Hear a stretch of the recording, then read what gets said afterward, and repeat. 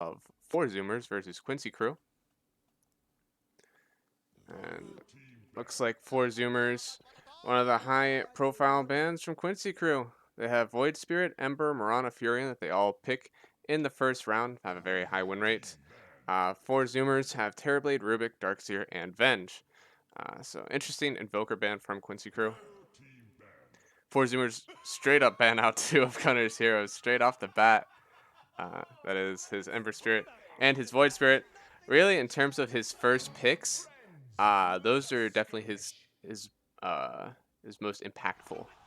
The only thing that you still leave the Nature's Prophet in and the Marana, but those are usually uh, 4 positions, maybe a 5 position on the Nature's Prophet. So Quincy Crew, okay, so they ban out the Nature's Prophet themselves. Uh, a bit strange, but I think 4Zoomers are overall happy about it. They picked the Wind Ranger first. So without Invoker in the game, that's one of the easiest purges for Wind Ranger. Invoker's Tornado does have a basic Dispel, so whenever you go to Wind Run Away, it'll instantly get canceled. As much as I don't like this hero, I'm sure Ocean with his hero Ocean, honestly, you'll be able to play this hero very well. I imagine the Quincy Crew probably comes in with something like the Marana first pick. They've had a lot of success with it. You could even see a Phoenix coming out from them right away.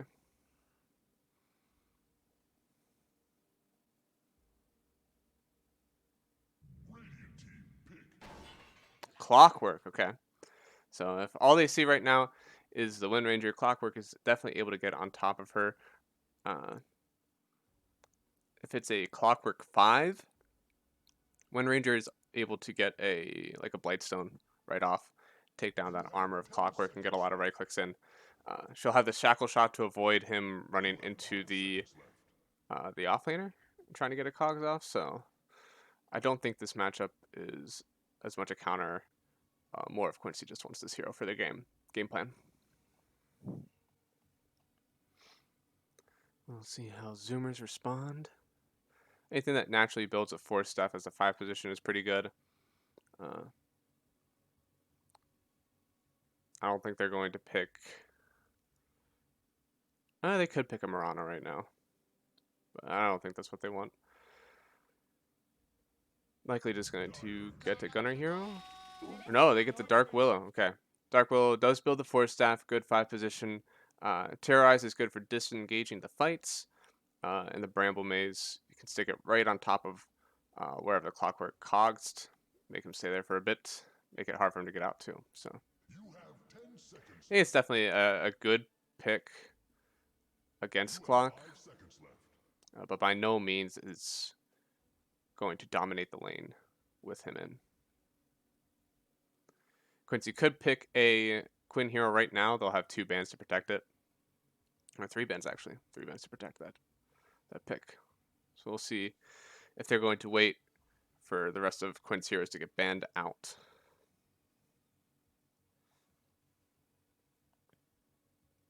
So right now they already see the support duo. I don't think you mind a whole lot as a lot of his heroes. Legion Commander, okay. Legion Commander will dispel Willow's stun and also the Shackle Shot of the Wind Ranger if it's on someone else. You still have really good disengage though. Dark Willow will be able to get the Terrorize down onto the duel as long as she is not the duel target. Are you able to hit Shadow Realm pretty early? If you hear the Legion Commander go to blink in, you're able to make yourself untargetable. And then you won't get locked down. So I don't think this is necessarily a hard counter from Quincy Crew. Okay. Death Prophet ban, runs down towers. And the Terrorblade ban from Quincy Crew. I mean, 4Zoomers, honestly, they've picked that Terrorblade much earlier. They have absolutely first picked, or at least first phased, the Terrorblade, so it's about time to see that ban come out. I'd like to see a Darkseer ban from them, honestly. Don't think you have to worry about the Rubik, and maybe not even the Venge if there's already this Dark Willow in the game. Dark Willow is most likely the 5 position. Wind Ranger is likely the 4. So while Quincy Crew is opening with their offlane combo, leaving their 5 up for grabs, Zoomers are showing both supports right away. Okay. Troll, not super countered by Legion Commander. Get a lot of hits off. Diffusal Blade is pretty good for tracking down people in lane. You're able to switch to range to lane against the Legion Commander. And honestly, you already see that this could be a dual melee offlane on the side of Quincy Crew. So you don't want anything that just gets free right clicks in.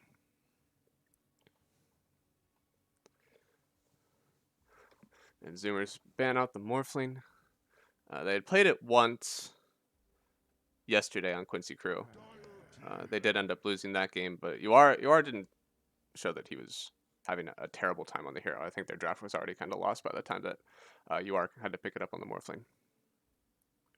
So Mirana ban on 4Zoomers. That means that Void Spirit, Ember, Mirana, and Nature's Prophet, all of the top 4 picks for Quincy Crew, are out of this game. Last time they got pigeonholed like this, they lost the draft super hard to Beast Coast and ended up getting dominated in their game 1 yesterday.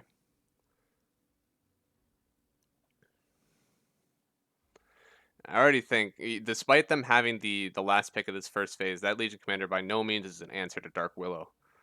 So I think Zoomers, even though they had to show their picks first, are still in a pretty good position in this draft.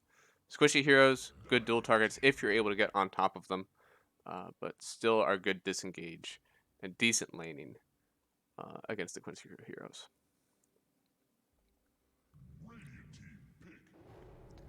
So they do a Beastmaster ban into Phoenix.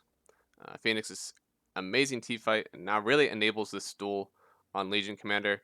Because now you give two priorities on the side of Zoomers. Zoomers need to not only protect whoever is getting dueled, but also need to try to jump on this egg.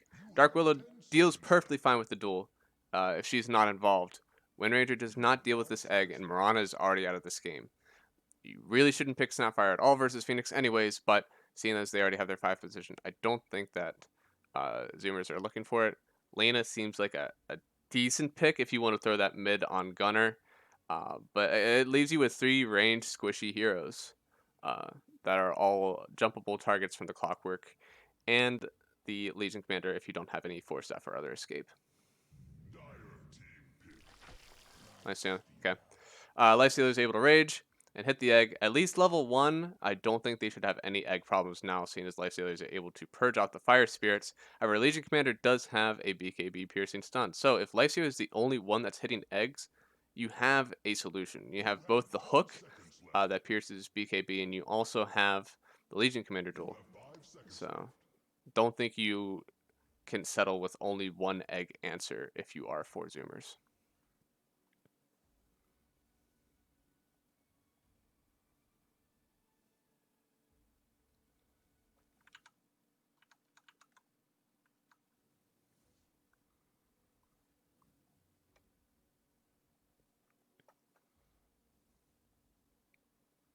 So it looks like Zoomers did Quincy a little bit of a favor by banning that Mirana in the end because they were not able to pick the Mirana as the counter.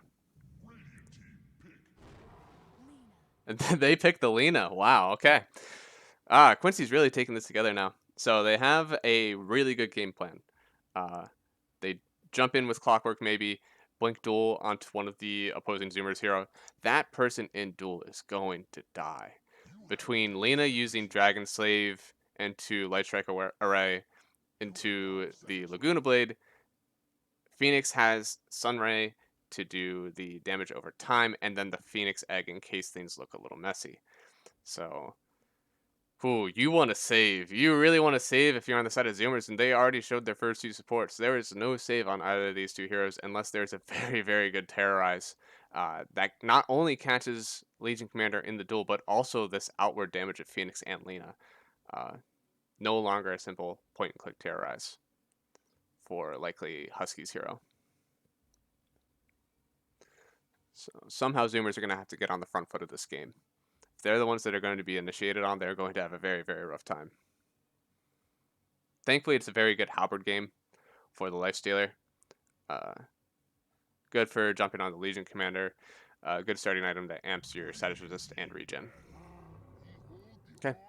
Magnus, very good counter initiation. Will enable them to get stun burst onto either Phoenix or Legion Commander before any other team fight is able to come out. Right now, it's looking like a position 4 Phoenix offlane Legion Commander, position 5 Clockwork, and mid Lena. So this Magnus will likely end up going against a dual melee safe lane with his Wind Ranger. So I think if Quincy's able to remedy this safe lane with something that's very good against a Magnus and a Wind Ranger, I think they'll run over these lanes and snowball this draft. So Zoomers ban out the Faceless Void, kind of puts the trifecta on this whole team fight pick scenario from Quincy Crew. It would be very easy for Zoomers to be able to, or not Zoomers, Quincy Crew to be able to go in, get a Chronosphere, drop the egg while the Chronosphere is going down, and you could just duel whoever's left. The only thing, they had some very discrete timings. They wouldn't be able to continually run down the game. They would probably only have a 60 to 80 second window in between kills they have to work with. So Quincy Crew is not too sure that this is an offlane Magnus. They think that this is going to be Gunner going mid on Mag, and they ban out the Slardar and the Centaur. This goes on top of the already Beastmaster ban and technically Death Prophet ban. So it's a lot of good Monkeys heroes that he likes to play. They've already protected themselves from a brood pick with the Legion Commander and the Lena, so I don't think they're going to get brooded out. Void Spirit is out. I don't think Underlord is that great of a pick. And they go with the Tide Hunter. Okay.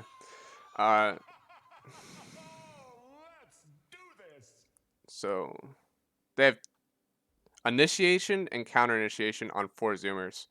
But as of now, it doesn't look like a whole lot of physical damage follow-up. It seems like they're trying to do what Quincy Crew are doing. It's not in the same capacity. A Tide Hunter has a great ulti, but it's not Phoenix Egg. Dusa. Oh, man. I can't go against a Dusa draft. I love her too much. Yeah, I think that Quincy Crew has an amazing draft. I think it's a little bit slower than Zoomer's drafts. Medusa is likely one going to get Manta. Gonna need a BKB this game. I could see her going Yasha, and then straight up going into the BKB afterwards. Possibly doing an SNY Satanic to follow and leave the early damage to Lelis and Quinn. So I think this draft is super good from Quincy. It's hard to argue against it.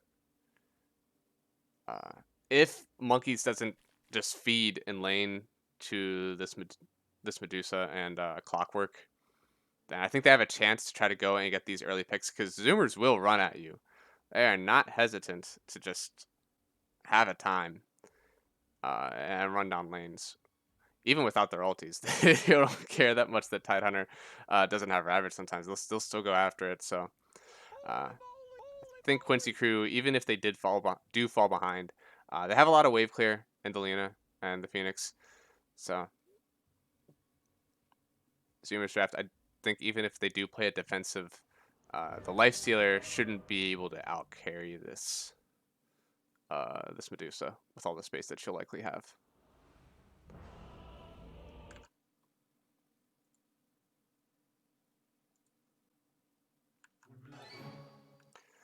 All right.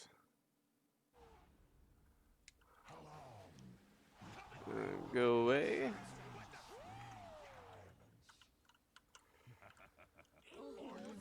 Okay, so start of game 1. Looks like the game is going to be in the hands of this either Legion Commander Phoenix Lena combo or the Tide Hunter into Magnus counter initiation. Nice bans. Wow. Quinn going right at it. He knows that a lot of those bans were targeting at him. I heard you were mad. uh, this is great. His GS left, of course, he is. My God. You are. Jesus. You better be apologizing to Quinn in game chat after that. Alright, Husky going on to SVG. He's narrowly navigating through the bramble mazes. He's running back in with battery assault. There's still 3 heroes here, but SVG is standing strong on the high ground with half health. With all the Zoomers heroes running after him. Shackle shot misses. They're running after Gunner now. SVG's in the back line. He was leading the charge. And now Gunner narrowly escapes with about 200 health. Another bramble maze is down.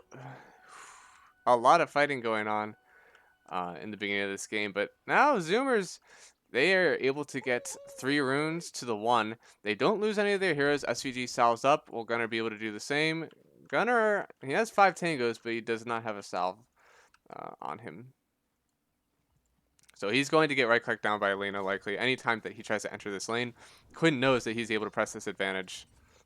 He hasn't even skilled any of his abilities yet. He's going to try to drag the wave under tower. But Quinn taking a very aggressive posture on this high ground. Gets the first... Oh, no. Oh, Quinn, don't do it to him. Gunner hasn't got a last hit in this entire wave. And 2 denies, including a range creep from Quinn. My God. Such a good starting laning phase. Starting wave for Quinn. You are getting free hits. Ocean goes down. Yoar manages to get the last hit on the first blood. He's hitting 20% health. Monkeys is forced to run away. SVG is going in with his battery assault. You are with the first point in the snake, just able to keep chipping Ocean down until he finally was stopped by the battery assault. And one last right click out from Yoar secures it. Oh, man, this mid lane, it looks like it could be a massacre. Hopefully it changes in the later stages for Gunner's sake. Because right now he's sitting at 2 last hits compared to the 5 last hits from Quinn and 3 denies. Oh, don't let him get the... Oh, okay. He doesn't get the last hit, but he doesn't get it denied. SVG running onto Ocean again. Ocean trapped in the cogs. He's going to try to get out. UR just right-clicking him down. UR gets the last hit on Ocean again for the second time. Monkeys is going to try to run down UR. He's at low health. No mana for his anchor smash yet. He's getting blocked by SVG, and UR actually escapes and gets a salve. He won't have any mana to get a snake out to replenish himself, but Monkeys does cancel it. So he's sitting just above half health, about 5% mana. On the side of you. Actually, can I pin that out myself? No, I can't. Okay. But all 3 of the top last hits going to the side of Quincy crew. At least this bottom lane is even. Sammy Boy and Lillis splitting the farm. No real advantage to either of them. I take that back. There's actually 4 denies on the side of Lillis.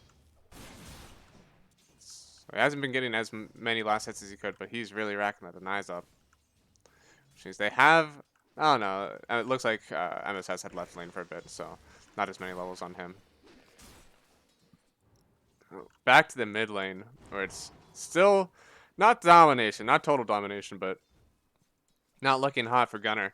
16-3 on Quinn's Lena to 8-1. It's about half. Half the CS that Lena has. He's dragging it under tower. He balled it up. He still missed under tower with his Empower on. Missed another one. Stun goes down. Is he going to be able to get this last hit? Okay, he gets one of the last hits. Range creep. He forts under the tier 1. Quinn being super aggressive. He used all of his bottle charges. He's only sitting at 180 health on Gunner. Oh, Monkeys gets a kill on SVG in top lane while I'm watching this. But my God, an absolute clinic being put on by Quinn in this mid lane. Gunner finally gets the last hit. And Monkeys gets a double kill top while he sits at 30 health.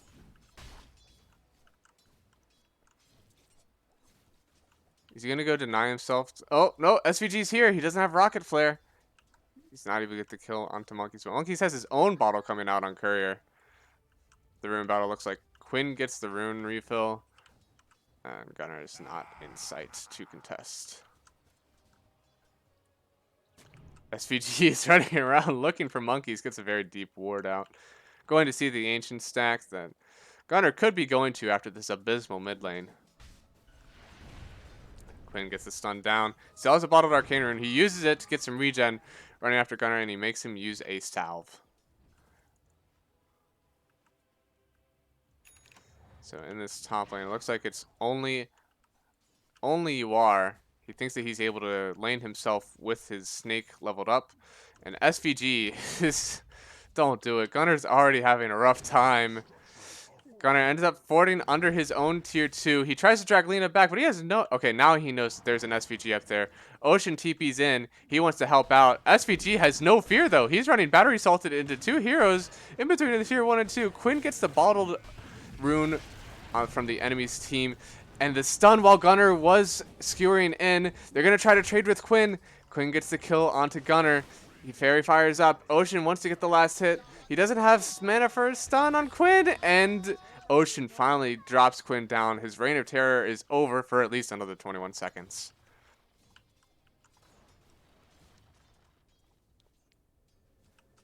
Other than missing the first 2 kills up here, I think that actually went well.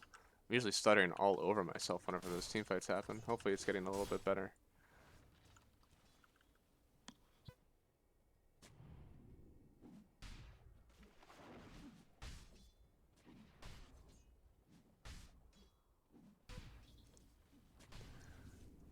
Alright, Quinn is back. He's going for Yules first. He wants to be able to set up his own stun. He has the vision of Husky. He knows what he's doing. Oh, that's a pretty clever ward. I feel like a sentry catches out here, though. Oh, is he going to get the last hit on the courier? SVG kills Monkey's courier, but he is strapped to a tree. Cogs himself out. He's going to try to run away. Yes, he's going to get out. You are already level 5. He's getting some good farm up here now. 33-11 compared to Monkey's 21-1. It is a 1k net worth lead already at 6 minutes. And a lot of that, I'm sure, is going to be carried by the UR Medusa versus Monkey's Tide and the Quinn Lena versus Gunner. Oh, Husky gets bursted. The LSA into Quinn's first use of Laguna Blade. And Husky will not be sapping XP from this lane anymore. He might come back for some more once he's alive, but my lord, Quinn absolutely destroys him in a matter of seconds. And meanwhile, Gunner finally comes back to lane. No Laguna Blade. No Laguna Blade. Maybe he thinks he's safe. SVG running away. Okay, so MSS is posturing on the right. Looks like we have this mid tower. Is there going to be a conversion, or are they're just here? MSS just hovering around, I guess, looking for where his help is. He finds Husky. Fire Spirit's onto one. Husky gets the stun out. MSS is going to try to dive away. He's still going to be in the river. Ocean is going to get a stun, but it would be meaningless. Would not attach to anyone. Now there are 3 people in this mid lane for Zoomers. And a free farming Medusa. Decently farming Lolis. Lolis got down pretty low to Sammy Boy. Alright, they find SVG. He is dragging the mid and the offlaner through a wild ride. And now Ocean finally saves him the trouble. He gets the shackle shot. And Monkeys gets the last hit. He did not put a point into his ulti yet. I think he's saving it. He still has 1 point saved.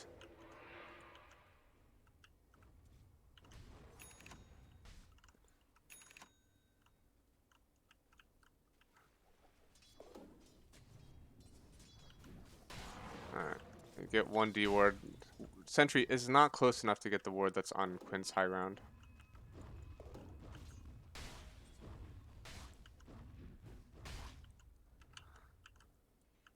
Alright, SVG and MSS are going on a hunt. They get 1 ward down. See the Observer ward, so this will likely get warded eventually from Zoomers. Monkey's still going to sap XP from this lane. Looks like laning stage is broken down. We'll see what the net worth is, and yeah, it looks about right. So 2k net worth lead on the side of Quincy crew, and War already stacking himself up some camps. He has 3 points in his split shot, 3 in Mystic Snake, 1 in the Mana Shield. He will continue to neglect the ulti until he feels like he's good enough to fight. Mid lane, there's a dive onto Monkeys. Dual damage gets grabbed up by Lelis. He is at 250 health and climbing slowly. And a huge dive. Gunner's going to go down to the dive of MSS. Lelis still running in under the tier 2. They're going to get Husky next. That's not enough to save him. Husky goes down. Lelis finally dies under the tier 2 of Zoomers. He gets dual damage, he gets Tide Hunter, he gets Mag, and he gets Willow. Plus 10 damage. They even end up getting the mid tower. While Quinn just hammers away at it. But Sammy Boy, we'll see what his build is. How is he going to plan to bring Zoomers back into this game? He's going to hit them with his Midas. So he is committing himself to not showing up to a fight for a long, long while.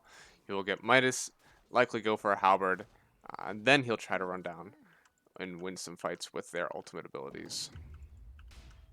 Smoke up in the bot lane from Quinn and SVG. I think they're going to try to go on whoever is farming here. Looks like there was the Ravage used in the team fight mid. Quinn looking in. He doesn't have... Oh, he does have Yule's. He just wants to get close enough to Yule's Scepter. He does get Monkeys up. He's going to follow up with his LSA. SVG going to come in, probably get the cogs up. No, just the duel. Cancel the TP. No one wanted to help. They knew that he was dead. Ocean canceled it at the last second. Monkeys dies under his tier 1 tower, getting dove upon. There's 2 duel wins now for Lelis. Most every other team had banned Legion Commander versus the Quincy crew, knowing the absolute pain that Lelis dishes out. So, Terrorize, good use to de-escalate the fight. They did not have high hopes for winning it, so they decided to just run away from it.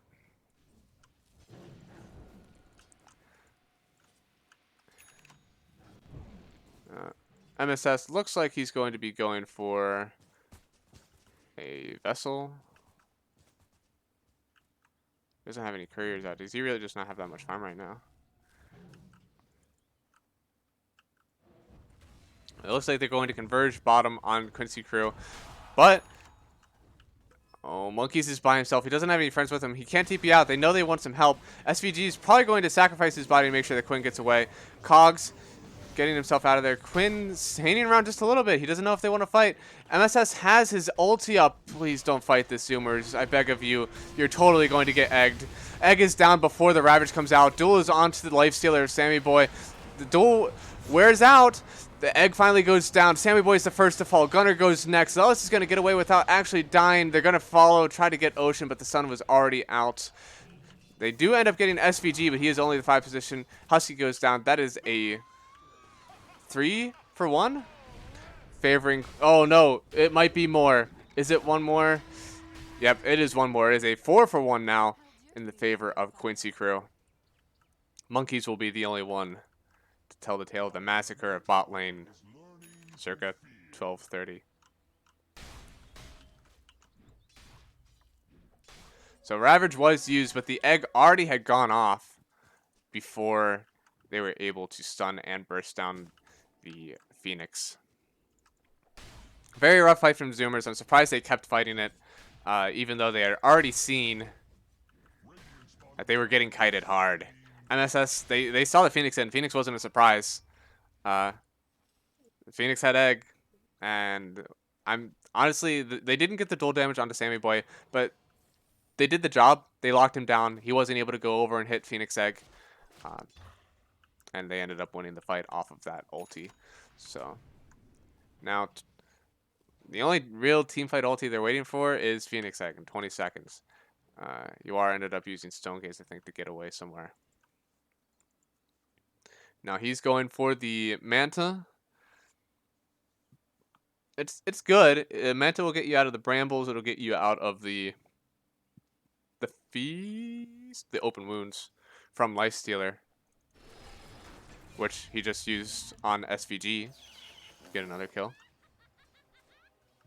So 5K net worth lead on the side of Quincy crew. You are farming away, getting everything he wants. He even has a value Dragon Lance. Give himself a little bit of agility, bit of beef, and the attack range, so he can farm out camps faster. Quinn going for a Shadow Blade. Interesting. He could end up going Silver Edge. There's a pretty good passive on Lifestealer, but I imagine it's mostly for the Kraken Shell onto monkeys. It will give him the passive damage block and the damage threshold that he has a strong dispel. So, unfortunately, Duel cannot be dispelled. I'm thinking the only other... No. Is there anything that can be dispelled, really? That's super... That needs a strong dispel, at least. Okay, so maybe the hookshot's done. Well, Lelis... He has the Blink Dagger, but they don't find anyone. Gunnar was able to get out before they get the jump. You are, man. Getting the nice Ancient stack plus the hard cap. Only about 200 gold away from his Manta. He's sitting at 9K net worth, 2,000 above Sammy Boy's Lifestealer. Sammy Boy looks like he's going for an MKB. They'll try to do the big single target damage. Definitely will need an MKB in order to bring down Lelis. I'm not sure how you're going to bring down the Medusa. No one really wants to build a Diffusal, I don't think. It would be a cute item on Sammy Boy, but I don't think it would be something that changes fights that much for the investment that you would put into it. So, looks like they're going to smoke. Yep. Smoke up on the side of Zoomers. They're going to run up into the top lane. They saw Quinn there for a second, but he's going to dip out. Some good game sense there. They have Blink RP with the Lifestealer and Fest Bomb, but they are not going to find anyone.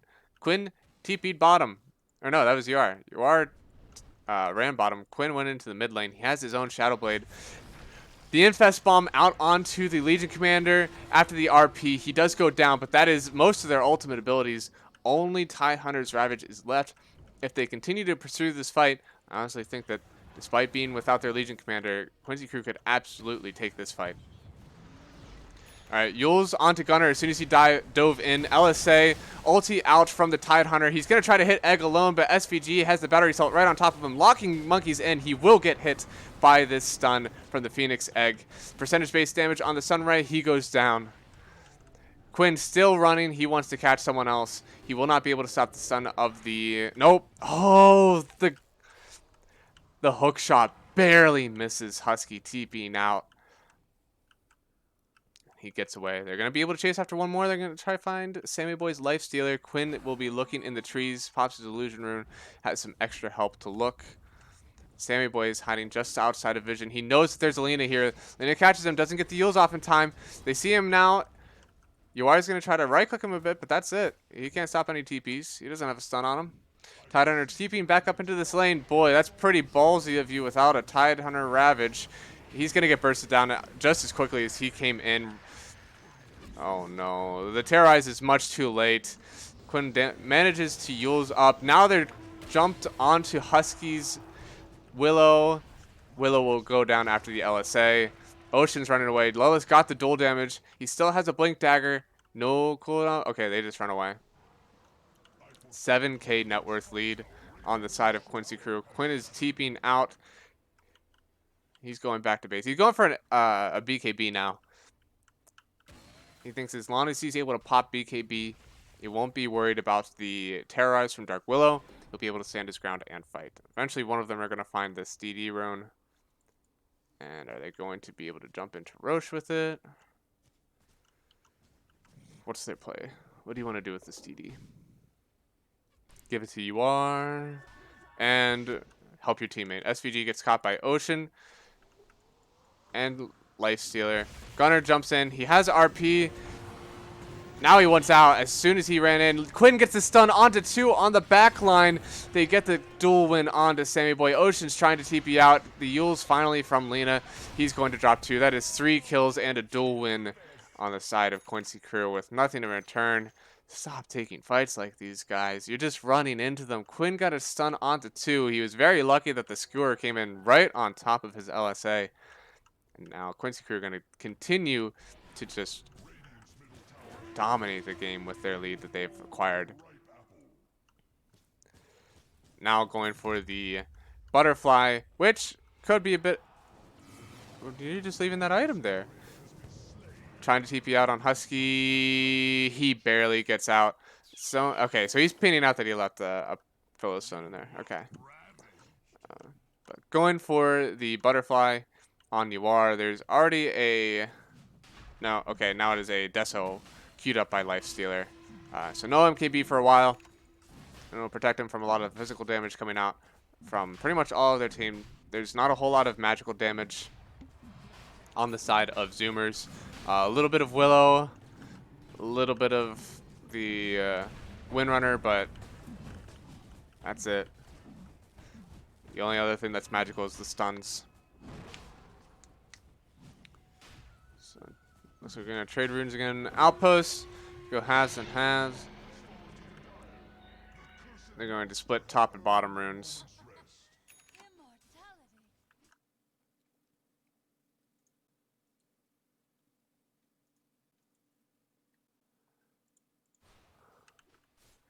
So there's a ward that sees. Okay, yeah. There's a ward that sees everything that's going on the side of 4Zoomers. And they're going to burst down this tier 2 tower. Will not be long for this world. Quinn and you are both hammering in. Alelis just stands behind and waits for some poor soul for him to jump on. Quinn already with the Shadow Blade going in for the BKB. Jump onto Monkeys. He's not going to be able to get Ravage up. The RP to counter initiate. Quinn is under their tower. The Ravage already takes down Lelis, and Quinn's Aegis is down. Tidehunter runs away with just a sliver of health. They're going to try to run back in. The open wounds onto Quinn. They might be throwing this game. Uwar gets his ulti off. Stone Gaze managed to trap down Sammy Boy. He's going to run away, but he gets trapped in by the cogs. He's going to go down to 2. Yep, SVG gets the last kill, but he does end up paying for it. He gets gone and killed by Monkeys. Gunner is going to be the next to fall with a few more right clicks coming down from Uwar. Monkeys going to run away. He ends up getting out. Quinn now turning his anger onto Husky. There is no LSA right now. He does get out. So overall, it looked like an even trade. They used Egg. They used Stone Gaze. They went in and got a dual stop. But at the end of the day, because it's even, there was an Aegis on Quinn. He's still in this fight. And they're going to manage to take a Rax because of this good engagement from Quincy crew that led into the tier 3. They're not able to get the ranged Rax. As soon as Lifestealer's up, they don't want to be here anymore. And honestly, that fight couldn't have gone a whole lot better for Quincy crew, or for Zoomers. As soon as the duel went down, Gunnar was able to get the RP in, skewer Quinn back under his tower, along with Lelis. And they had used all their, the Laguna Blade, a lot of their spells, to try to kill Monkeys, and he still gets out with a sliver of health at the end of it. So the only thing is, because there was an Aegis up and Egg was used on the backline, they weren't really able to re-engage safely. It looked like half and half re-engaging on the side of Zoomers. So still lose tower and a Rax for it. Now Quincy crew just runs bottom. Butterfly is out on Noir. He's going to go a little bit defensive now. He's going to get himself a Hurricane Pike. Finish off what he already has with this Dragon Lance. Shiva is coming out from MSS, still protecting from physical damage. Good for his dives in.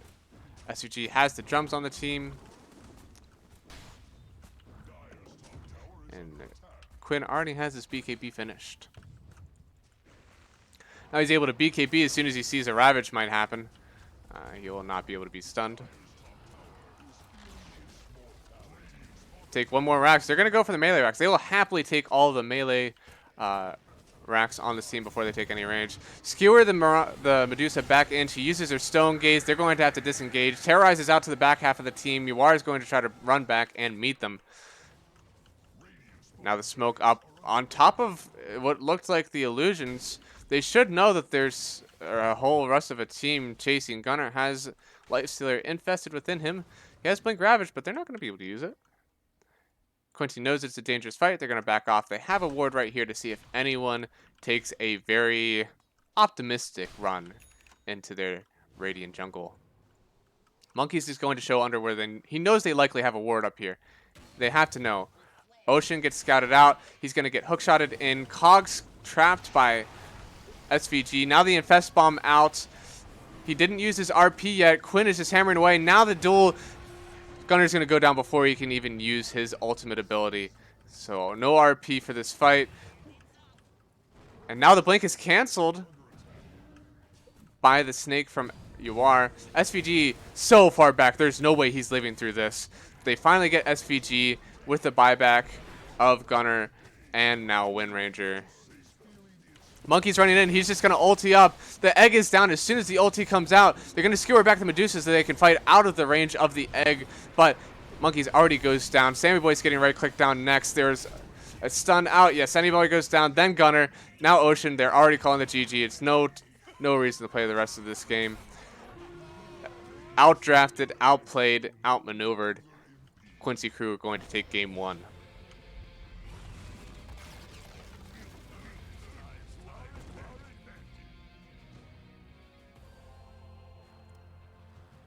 So, amazing drafting on the side of Quincy crew. It looked like their first two picks weren't a strong argument to what Zoomers had to offer, but they quickly cleaned it up.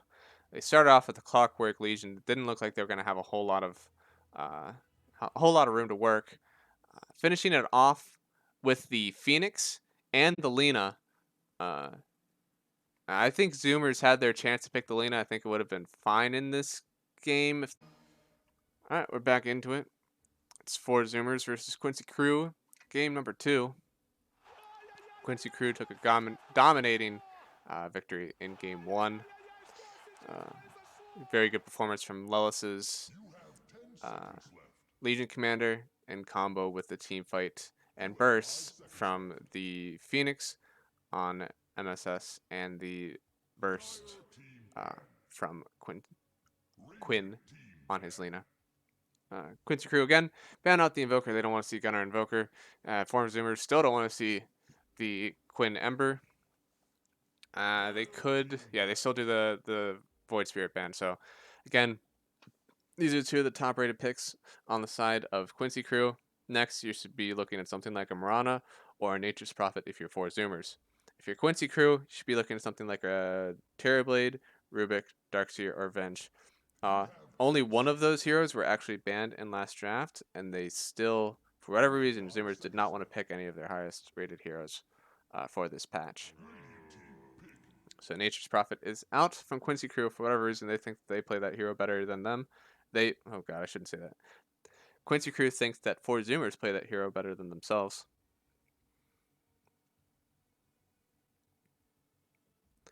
And now that is first pick going to Zoomers. Windrunner. Okay, so oh boy.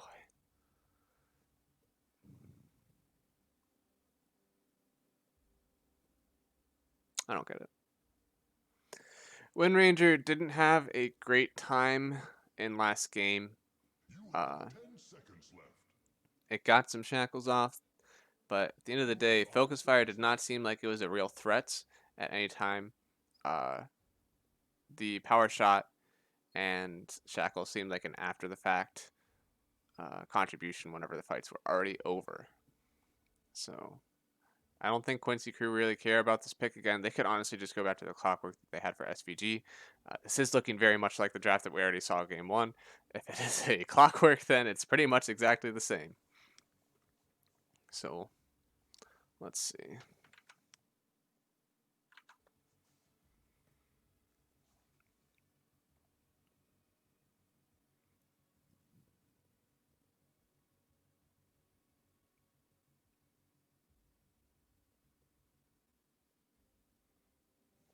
Taking a lot of time to think about it.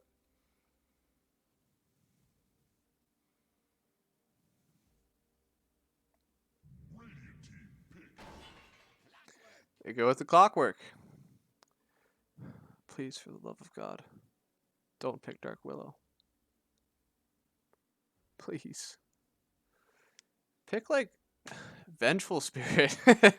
At least Vengeful Spirit. You have a swap. You're able to swap your carry or whoever gets caught out by the clockwork out.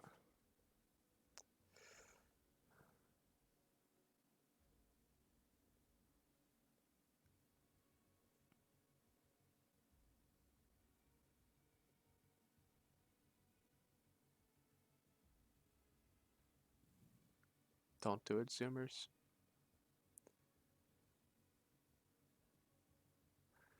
I think Venge would be a fine pick. They would show both of their supports again, which I think really got them into a rough situation in game one.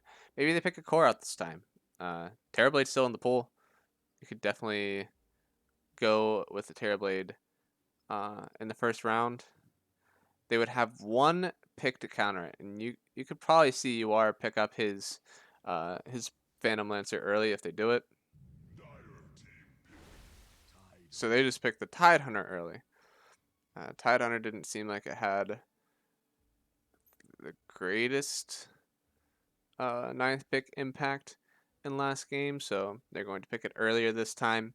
Maybe give it a few bans in the next phase. They'll have 3 to give towards it. Make sure he doesn't have too rough of a time.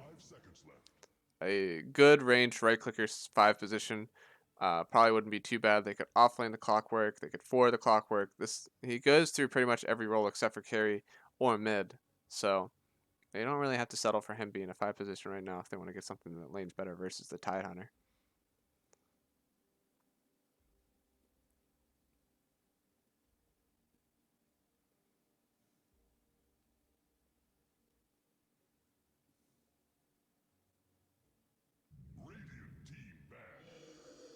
Death Prophet.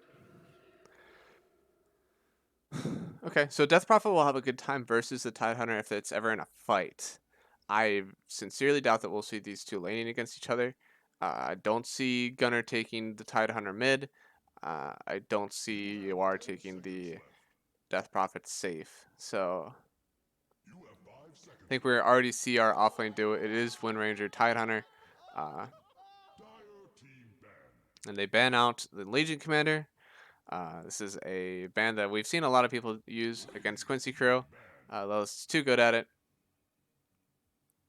And Quincy bans the Quap. Dominating mid lane laner. Good against Death Prophet.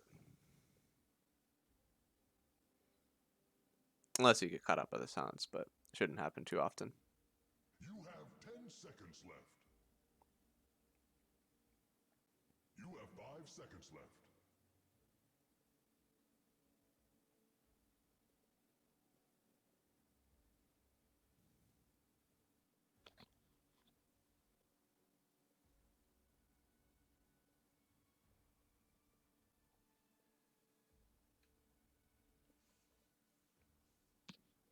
Dire team ban. And then they ban out the Medusa. They don't think they're going to be able to come up with an answer if they pick Medusa again in this game. It's interesting. I mean, it did lane well against the Tide Hunter. I felt like Medusa wasn't as big of an impact in that game. It seemed like the offlaner impact of Lelis plus the burst from Quinn was much more impactful in that game. I think you could have put a lot of safe laners there that still have a good time in this game after having such a snowbally offlane mid combo. They ban out the Batrider, so they're not planning on picking a Purge or a save. I wouldn't be surprised if they go for an Oracle on Quincy Crew. Oracle Death Prophet is a tried and true combo. Very good for letting the Death Prophet stay out in front. Countered easily by the Vengeful Spirit when you swap the Death Prophet out of the range of the save of the Oracle. But anyways, they ban out the Batrider, and then Zoomers ban out the Anti-Mage.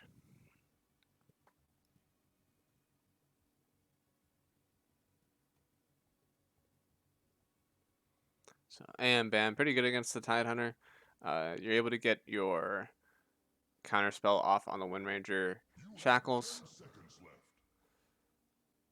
drain the mana tide. You wouldn't have as 5 much seconds attack left. damage because of the Anchor Smash, but I think the idea would be that you click him down so hard that he doesn't have mana to cast Anchor Smash all too often.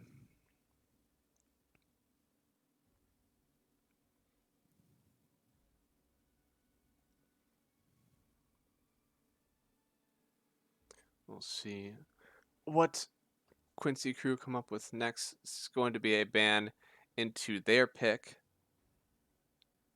Let's see. Some of the heroes that are still on Marana is still in. Could be a pick that they bring out if they want to 5 this Clockwork still. Or even if they offlane the Clockwork, they could pick Marana 4. There's still a Phoenix in the pool. Phoenix did really well for them last game. Um, they still have some protection. Clockwork would probably be able to You stay around have the 10 egg seconds left. if they picked a Phoenix now. But You have I'd more 5 likely see seconds them left. picking a Marana and then picking a Phoenix afterwards. They did end up banning the Terrorblade into it. Terrorblade is one of Sammy Boy's best heroes. Again, Zoomers had been first rounding it. Team pick. They picked the Phoenix. I'd be very surprised. The thing is that Zoomers picked a 4 position this early that doesn't really flex anywhere. At least the Clockwork can go 3, 4, 5. The Wind Ranger can go You have 4 10 position, seconds left. maybe mid. I doubt that they're going to want to You have lane 5 Wind Ranger seconds left. versus Death Prophet with the Silence and the Magical Nuke. Dire team pick. So they still grabbed the Marana anyways. So this Marana will likely end up being a mid hero unless they actually want to throw the Wind Ranger 5. So Quincy Crew, like we were about to pick the Marana here if it was still open. Now you want You to know have 10 seconds left. what they want to You counter have this 5 Marana seconds with. left. Something that really protects the egg. Okay, so an axe. Uh, Axe is usually the initiation. Axe will try to get the call off first, drag heroes towards him, and then the Phoenix Egg will go off in the back line, uh, effectively protecting the egg himself. Death Prophet, they're going to try to make the You hero have that they 10 have to go on seconds left. first. Sunray is already technically You a have good 5 seconds left. combo with the Death Prophet to go forward in the fight. So again, it looks like a very easy combo to execute right now for Quincy Crew. They have Death Prophet moving forward with Exorcism, trying to take down objectives. Counter initiation with the Axe, support from the Phoenix with his Sunray and or Supernova. Zoomers as their answer will be getting initiation early with Tidehunter, using the Marana to counter into the Phoenix Egg, and now the Arc Warden. Good Sammy Boy hero. Seemed like a good patch hero, only had a little bit of the nerf hits after he was pretty strong still in the last minor You patch. have 10 seconds left. So, good farmer, good You Midas have hero. 5 seconds left. We'll see if this is enough to win their lane. I guess they're hoping that it's a good lane versus Axe. I really hope that this isn't a 5 position Wind Ranger. At this point, I think they need to Dire have team ban.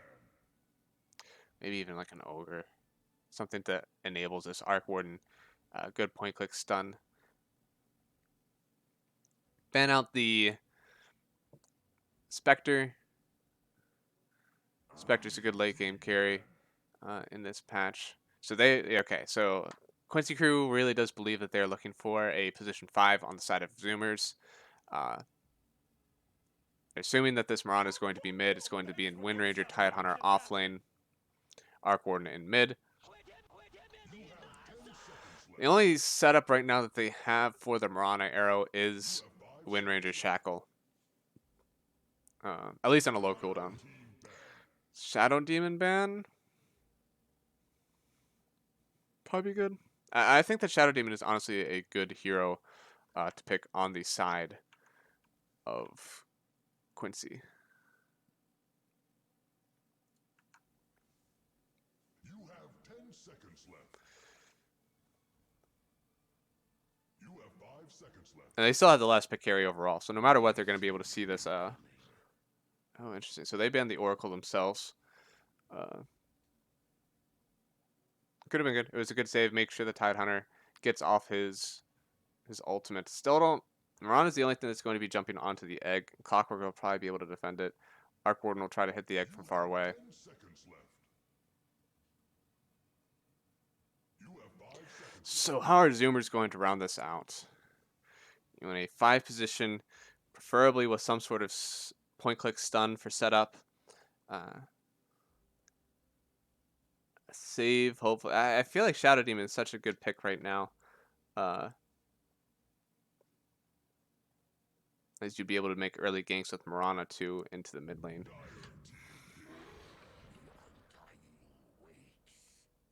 That's a name I haven't seen in a long time. So Undying will be the 5 position. He'll lane well versus the Axe and the Phoenix. Seal Strength. And go with the Morphling. So Morphling's pretty good against the Undying simply because Undying's best actual ability is on his E, which is still stolen from Morphling. So Morphling will actually be able to turn into both Undying and Mirana are pretty good targets for him. And he'll have very good spells to enable him in fights.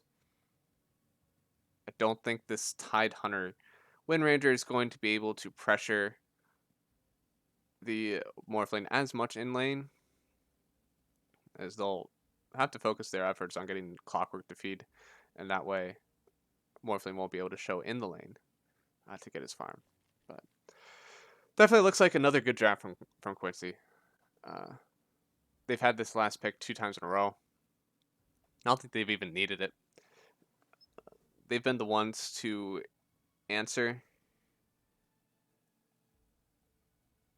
in a few of their picks, and it's just looked too good.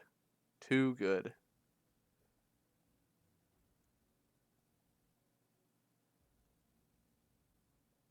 And even so, they first picked the Clockwork.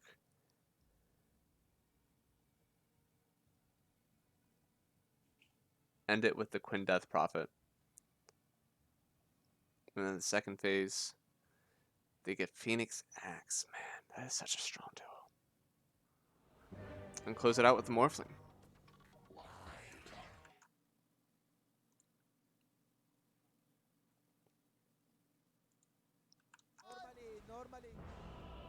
I don't see how Quincy Crew is really gonna lose this game. Oh my lord. His win rate. It's like 3,700 and 2,600, my lord.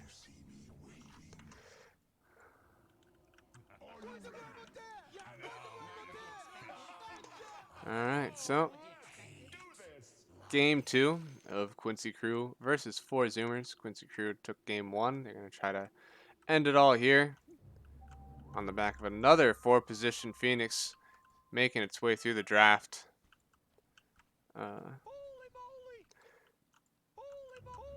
They're sending 3 heroes down, at least initially. Oh, 4. We have a gunner coming over.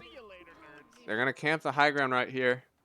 See if Lilith runs up aggressively. Show the Arc Warden's here. Throws down a Spark Wraith.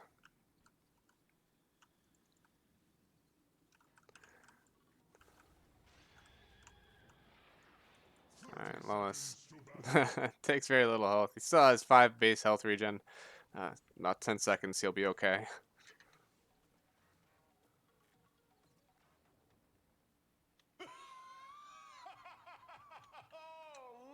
Husky running out. He has an Orb of Venom. Very little mana regen. 70 mana per decay. You only have base mana regen of 1.3. They're gonna get 3 runes again. It is a 3-for-1 trade again on the side of 4Zoomers, starting out with a little bit of a net worth lead. SVG takes a tower hit for trying to go in.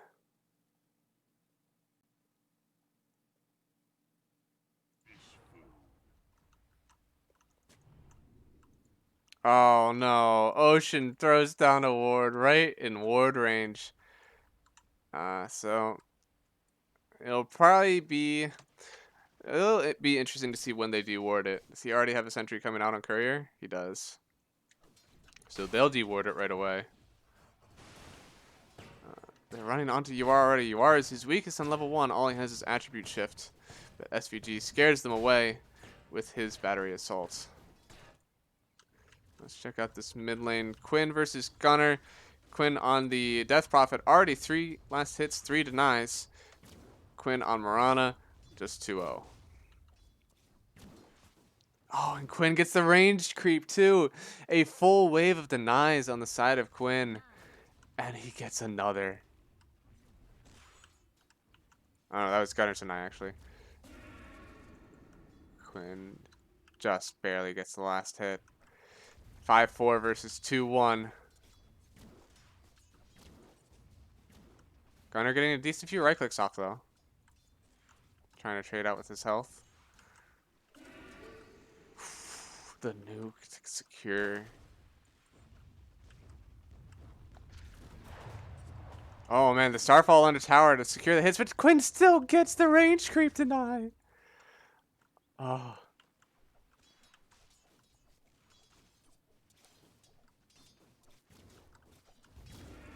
Okay, secures it with his wave of terror? Crypt Swarm.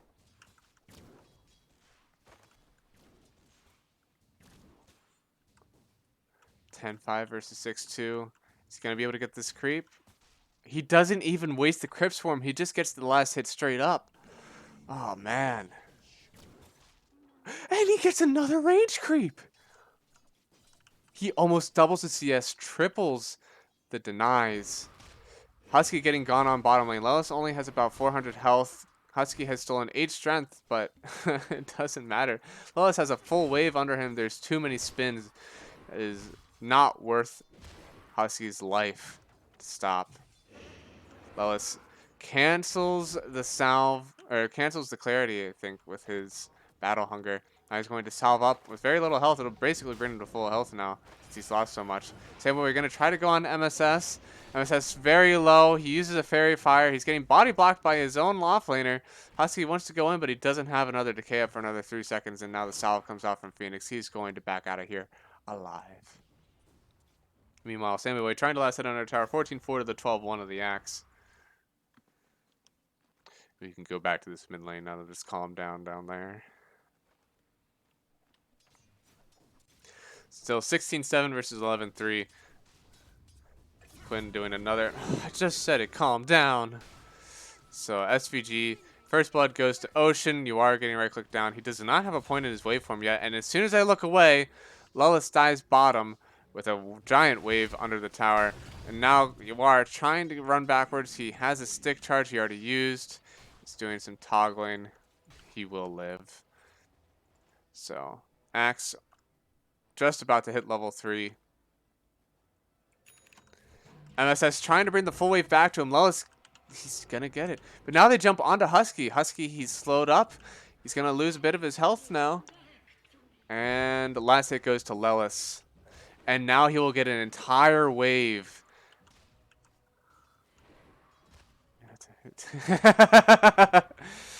See, we just need to get you another 3,000 hours in Dota. Remnant is the first step to get you kind of used to the APM. Next, we're going to get you some real Dota time. Radiant's bark has grown thick.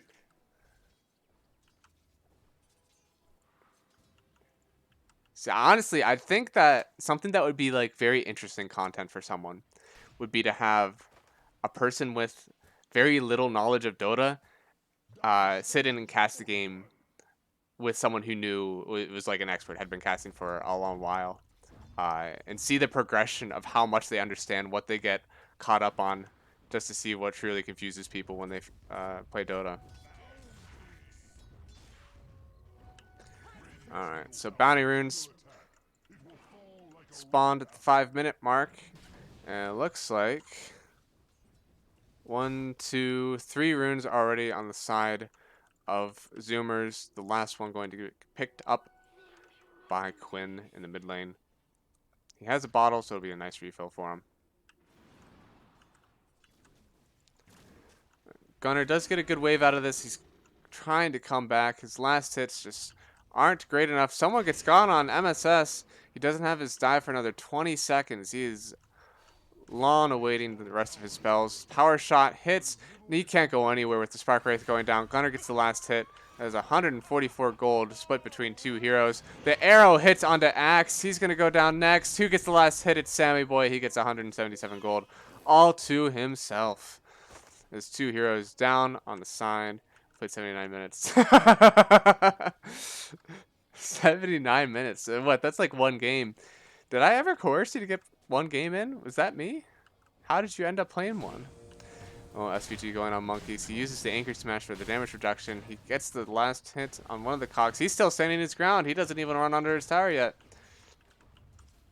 Now he is under. And gets a few last hits for it. So, CS not as polarized as it was in last game.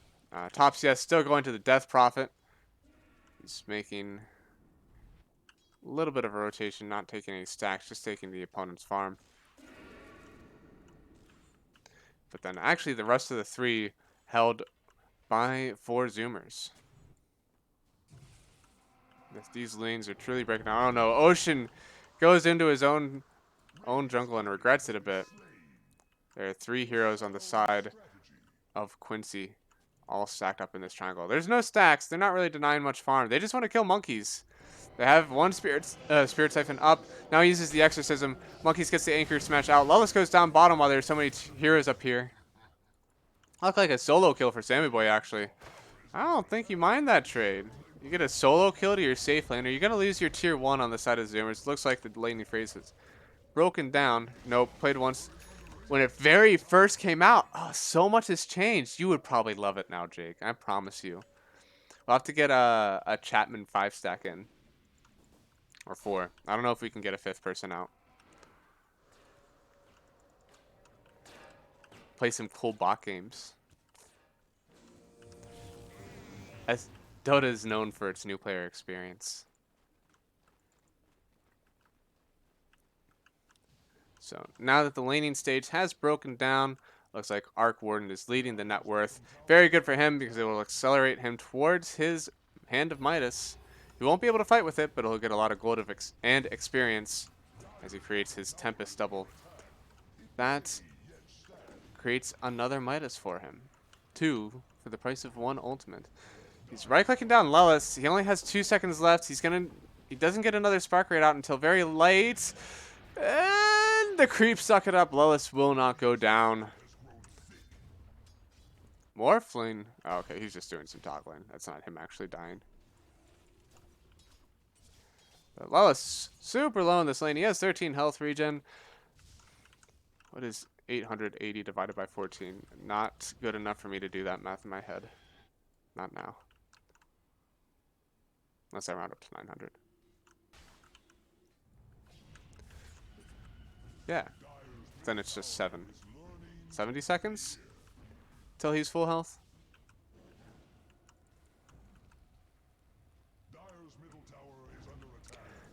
The tombstone is out. No one wants to defend this tower now that the tombstone is out on the high ground. NSS is going to stay here for the XP, but Ocean will get the last hit on the tower. You are still getting some good farm top, but he's actually a bit lower than his mid counterpart. Decent 3-stack here. He's going to try to take. Will he ask for the safe laner's help? Will he share the wealth? No. Quinn's going to be greedy. He wants to stack to himself.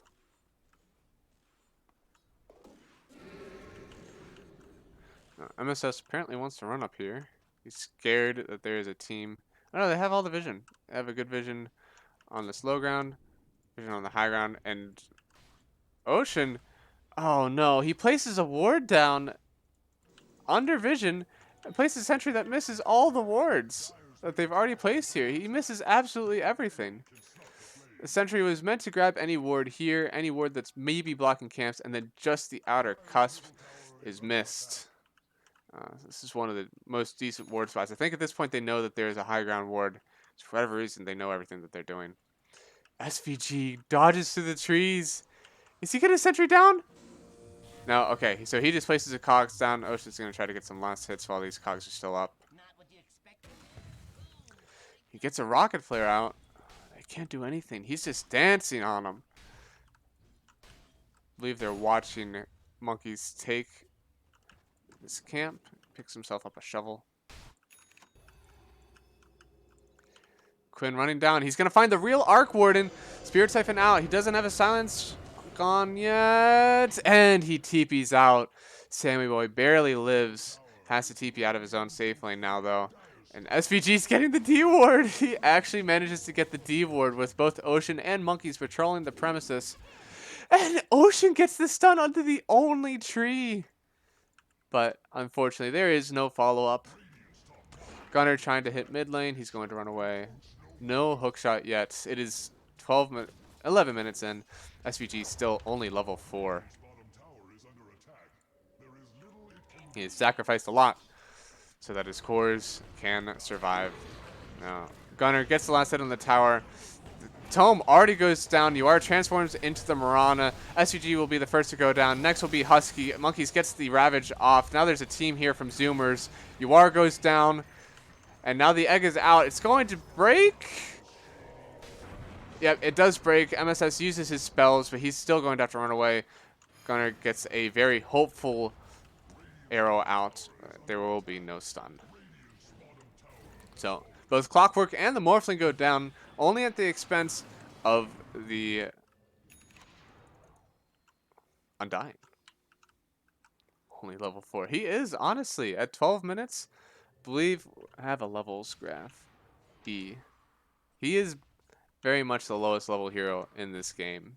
For a team that's winning, I don't know. Kinda sus. Oh, a nice ancient stack. A lot of gold for Monkeys. Gonna try and bring him back into this game. He's at 4,200 net worth. The opponent offlaner. Yeah, he's actually above the opponent offlaner. Even net worth game. I think this game splitting even, though. I think that'll carry out for the hands of Zoomers. Arc Warden already has his Midas. He will end up farming faster than the Morphling. I'd be level 12 now. See, if you're that good at the game, we need to play some more. We need to get you into a stack. We've already gotten Todd and Braden into some bot games. We could totally do it. MSS getting gone on. He still has his Icarus dive, but he's stunned to the tree. Then he gets arrowed. He's going to go down before he can get any more spells off. And that is going to be likely a tower for 4Zoomers. There wasn't actually Supernova up yet. Another 10 seconds. You are just hitting creeps bottom. He's going to go for an E-Blade first. Let's see. Will he have easy targets? Undying's pretty low health. Probably low health from Mirana too. And the Wind Ranger. It could be a very good E-Blade game. There's not a whole lot of save from them either. No one's really building a Glimmer Cape, so no magic resistance on the side of Zoomers. So they ward and they smoke. I'm gonna make sure that they can catch someone. They see Monkeys showing mid. I need to work about 40 hours less. Getting gone on his Monkeys. The Tome is out. They're not going to be able to save him before he gets his Ravage off, but there is a stun. Lelis goes down first. Now Mirana jumps onto this egg. Is she going to be able to get it? The egg goes down before it breaks. Now Gunner does pay the price for it. There's some heroes from 4Zoomers running in. Husky ends up living. Buyback from Monkeys. He's trying to run back in, but it is a 4-man trade. 4 go down on Quincy, 2 go down on Zoomers, but there is a buyback on from Monkeys to farm. He wasn't able to actually get into the fights, but still. Gunner was able to run in and get the egg. That fight is drastically different if they get the stun off. So, the only sad part about having this Mirana as core is that she's going to have to sacrifice herself for the egg a lot. So she will end up dying in these fights likely. We need to work about 40 hours less a week to have the time to get average at Dota. That's not true. How many hours are there in a week? 24 a day. We'll give you 20. You can get 4 hours of sleep. Times 7. You can get easily 7 times 20, 100, 180, 140. You can get 140 hours in of Dota in 1 week. If you're not working. Now, since you are working, you'll have 40 hours less. only 80 hours. 80 hours a week of Dota 2. Given that you only get 4 hours of sleep, though. That's all you'll be allowed. A rigorous coaching session. Smoke up from 4Zoomers. Husky was the only one who wasn't in it. He's going to show under the ward. They see the arrow fly out. Arrow onto UR. He was already morphing strength before it hit him. The Clockwork jumps onto Husky. Husky is going to die before he gets his tombstone off. I think this is a non-fight. Zoomers has to back out.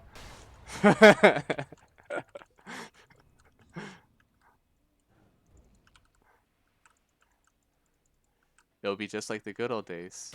We'll get done with work and then do a lot of practice, except this time it's not basketball, it's Dota.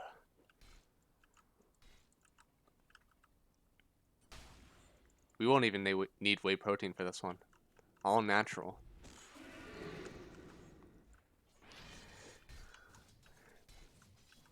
How about the low impact? Oh boy. I don't know. I've watched actually a decent amount of RuneScape streams. It feels like something that by the time that I'm getting into it, I'm going to be really sad that I got into it. Because it'll take up a lot of my life to keep up.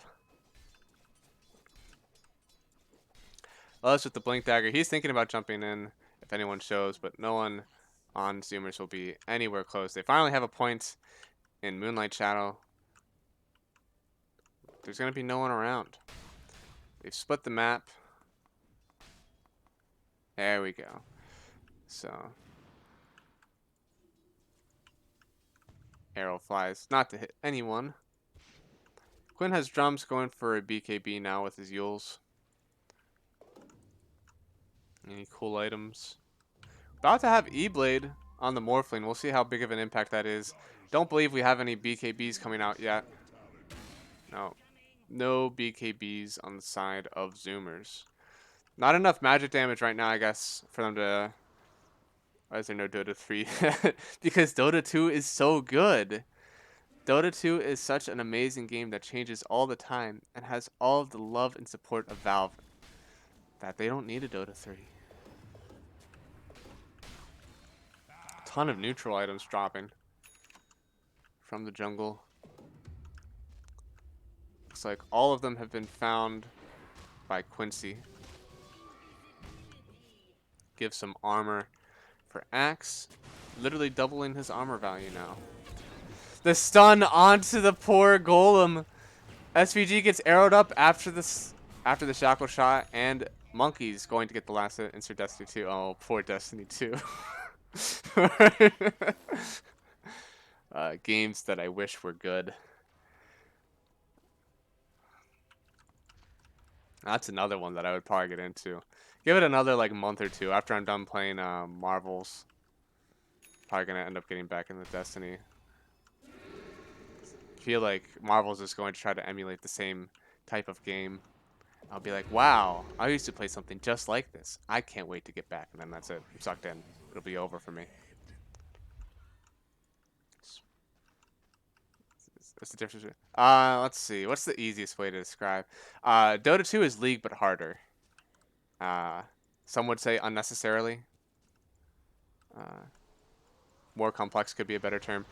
Yule's up onto the Windrunner, but he's stunned up. The Marana arrow hits Death Prophet.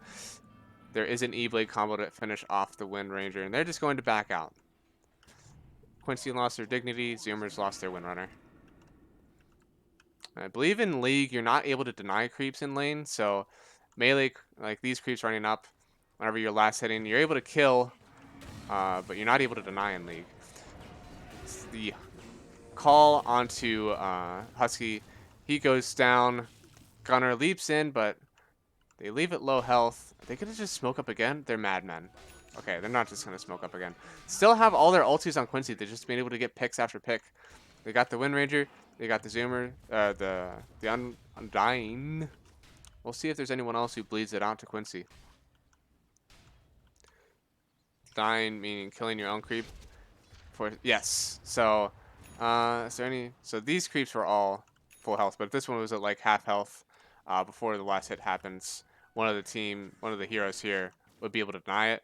I think you only get 50% since you get XP and gold from creeps. I think you only get 50% of the XP. You get none of the gold, obviously, if you don't get the last hit. So the laning stage is a lot less about killing people in Dota and more about getting good last hits and good net worth. Oh, I play. What's up with 80 minutes? How is this so common with you people? Is Todd in here? Todd, I need to know how many minutes you've played of Dota 2, and I swear to God, it can't be 80.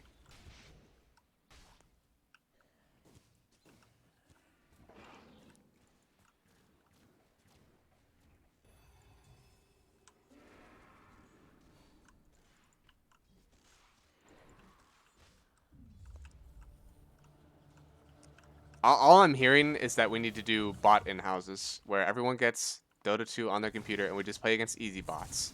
It'll be like the good old StarCraft days, except it's not a zombies mod this time.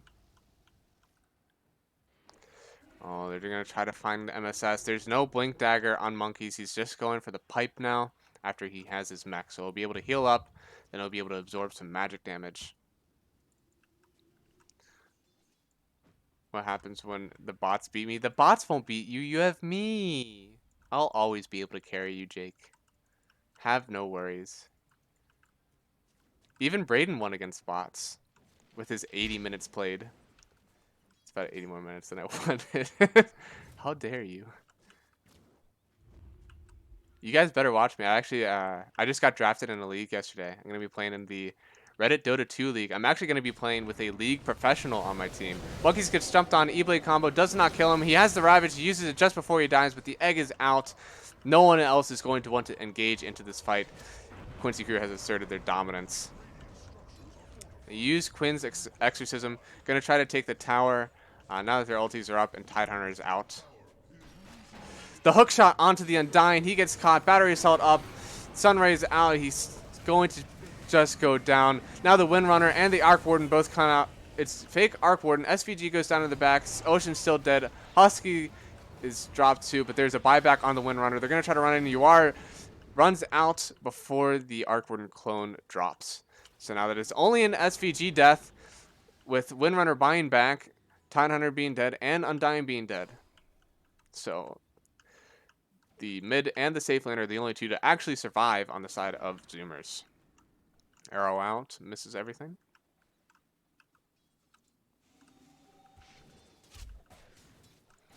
Gunner has a Desolator. He really wants to dish out the physical damage, but not a lot of low armor. Maybe, okay, so Quinn is a low armor hero. So is Phoenix and Clock. Okay, maybe. Doesn't do as much as maybe a BKB would. The long range arrow. Are they actually going to try to catch him out? They're jumping onto SVG. SVG goes down after Gunner gets the long distance arrow. Now they're going to try to take Roshan after it. There's only a call in terms of the long fight. MSS has Egg and 20. You joined a Dota 2 Reddit bowling league. Yes. They don't know how good I am at bowling yet. The answer is still pretty bad, by the way. I think the last time that I bowled in the presence of you guys was 2013, maybe. It was not looking good.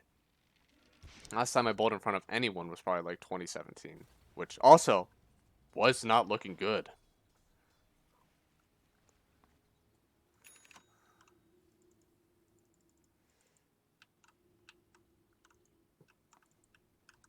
Bowl for another 2,000 hours. How many hours do I have? This is gonna be really sad. I hope nothing actually happens in this game. How many hours do I have in Dota 2? So there we go. So I have about 3,000 hours in Dota 2. So if I bowl for 3,000 hours, I'll be about gold edging in on platinum tier in bowling. I don't know what that really equates to.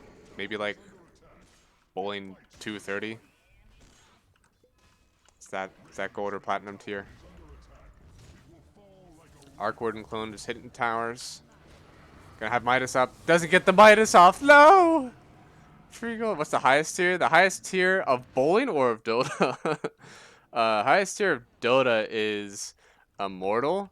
So it's Herald, Guardian, Crusader, Archon, Legend, Ancient, Divine, Immortal. And then Immortal is where you get into like top 20, top 30, whatever. So there's 8 tiers. Archon is sitting at and kind of above the median.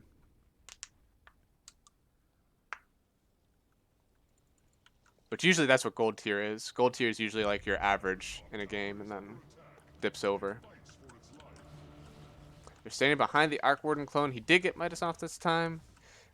Tower is sitting just under half HP. Now, Quinn is running through. They don't have any vision up here. Monkey's showing aggressively. Hookshot misses. Quinn is on. Is he gonna? He gets the Yules. He's gonna follow up the silence.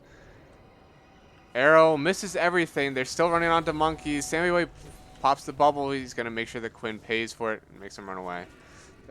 You'd be an Archon bowler. See, there you go. We would both be Archon. You're totally ready for Dota now, Jake. Clone is still alive. Fire Spirits finally take it down the rest of the way. There's no blink. Shackle Shot misses everything. Now Samurai, they really want to take this tower. They have Egg. They have the ultis on Quincy crew. The only thing they're worried about is the Tidehunter Ravage. They just want to get a good initiation on someone. 15 seconds. Will this tower last 15? They want a hook shot in. The fort is up. Tower is protected. 5 seconds. They just saw the arrow go down. They want to fight in 2 seconds. 2. Hook shot out. They see monkeys. They see monkeys under the sentry ward. Battery assault is up. They get the call. Monkeys gets caught on. He will have his ulti. Is he able to get it off? He finally gets the ulti off, but the egg is used in the backline. Monkeys goes down, and SVG pays for it. Gunner jumps onto the egg in the backline. He doesn't actually go off. Sammy Boy's about to go down.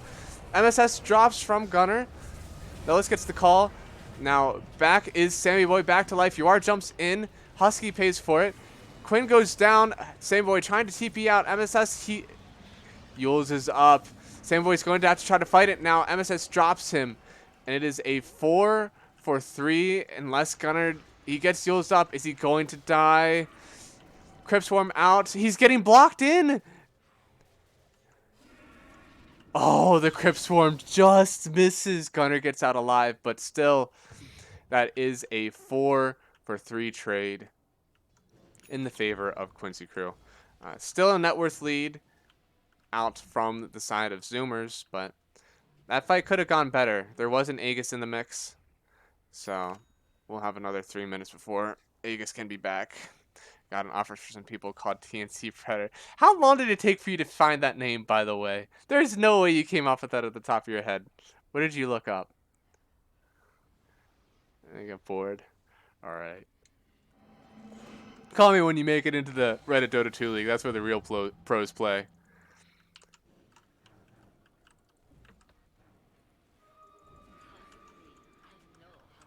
Dota 2 best pro team about 6 seconds.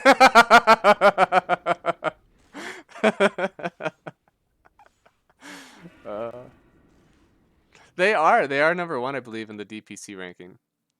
They have the most points. So, looks like this is the map split right now.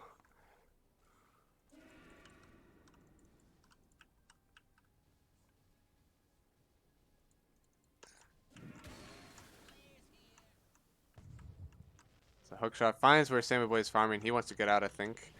Midas off cooldown. Not using Midas.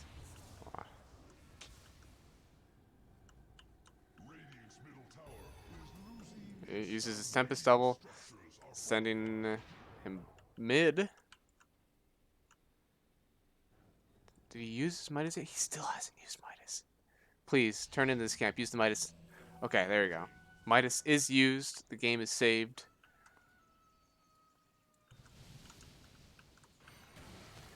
Now, Tempest double is jumping on top of Lelis. Gonna get some good damage, but at the end of the day, he's still going to live. So Zoomers showing themselves mid. Tempest Devil is not affected by Moonlight Shadow. They're going to hope this gives them the edge, but there is a sentry here that they would have already saw.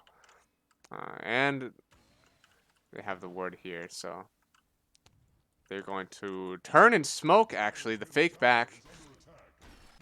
They catch the Huskies Undying. He tries to get his tombstone. Does go off. Uar is in. He's right-clicking. E-Blade combo, but Husky's still alive. He's going to have his soul rip in 2 seconds. He does not get it off before he goes down. Uar transformed into the Undying. They're still jumping onto Quinn. Quinn BKB'd up. Gunner's too low. If there's an egg that goes out, he would be very weak when he jumps onto the egg. Arrow off. Is it going to catch anyone running uphill? No. Arrow misses everyone. The Yule's up. The Arc Warden Tempest doubled. And his Reign of Terror. And they're going to back out. So, Husky does die. Gets the tombstone off. That was a smoke used on the side of Quincy crew. But not too much of an investment. They used a BKB from Quinn and Exorcism. So that timing, they're going to have to wait it out. Still a 7-second BKB left from him. Nemesis helping them jump on the Tempest Devil. Don't think he died. I think he just timed out. That is like 300 gold if you kill Tempest Devil. That's some good money. You are going for the Scotty next. He just wants to be beefy. Ellis has pipe for the magic damage. Let's see any other good items in this game. Deso Marana feels really weird, but I guess he's doing work with it now. Samuboy is going to go for more right click. He's going to have the Chrysalis coming. Alright, Chrysalis in fights.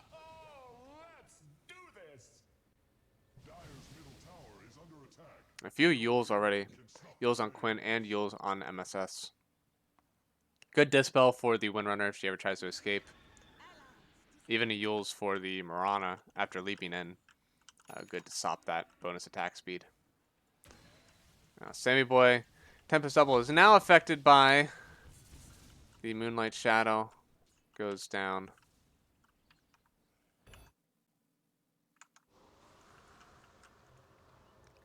TPing the Tempest Double bottom. Gets the Midas off. Good right clicks. MSS TP's away. He doesn't want to deal with the Tempest Double at the moment. Think they're going to try to smoke up here on the side of Quincy. No.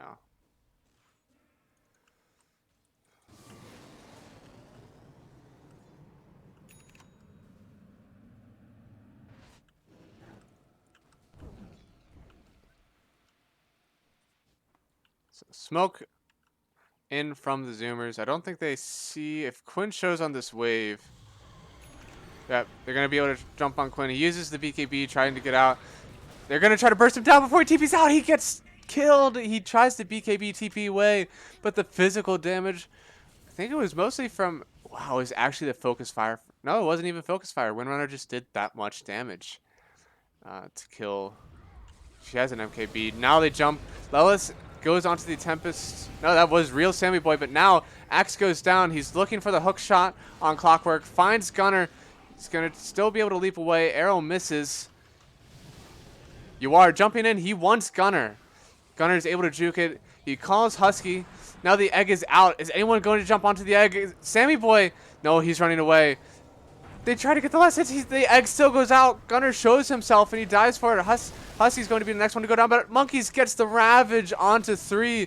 You are chasing after Sammy Boy. Husky goes down at the end of the fight. You are using the Marana to leap away. Ocean caught out. Still under the egg. SVG dies. Lelis getting caught out now. He's going to die. You are jumping in. You could die here. He gets the E-Blade onto Ocean. Will he be able to get any stuns before he can leap away? He has waveform up in 2 seconds, but he goes down. Sammy Boy gets the last hit. Now that is 3 down for 4. And that is a dieback on Axe. He died under their tier 2 and then ran into the fight and died again. My lord. So that is 5. They get 5 for it. And the dieback of Axe. Meanwhile, only Husky, Marana, and Wind Ranger going down on the side of Zoomers. Their offlaner and safe laner both survive. Even with Egg going down, that fight did not go as planned for Quincy.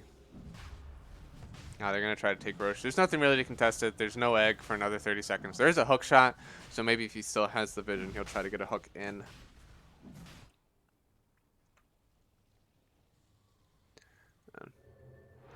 But now they're jumping in. They're going to try to take a fight onto the Tempest Devil. Tempest Devil uses its BKB. It has a separate charge, right? So 7 seconds left. Quinn actually goes down. Focus fire. Manages to get him the rest of the way with the MKB there. They're going to run back into Roche. Another rocket flare. And is Focus fire not showing up? Huh. So you're able to focus fire even with the BKB. So as soon as you TP out. So Sammy boy picks up the Aegis again. She's on to Gunner. Gunner's only died twice in this game. Arc Warden only once. I guess they still want to make sure that he's surviving in these fights to dish out the damage. Monkey's still no blink unless there's one coming on his courier soon. You are waveforms into the wave. Stun! Oh, they did not expect They did not expect that. Arrow misses by a mile, but it was a very good shackle from Ocean.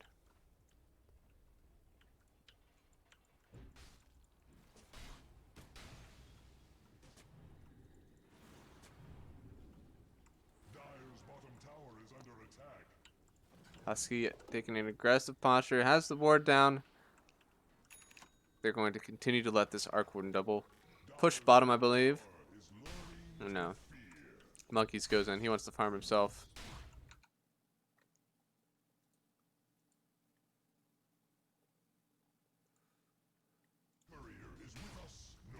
And Husky loses his wards on Courier.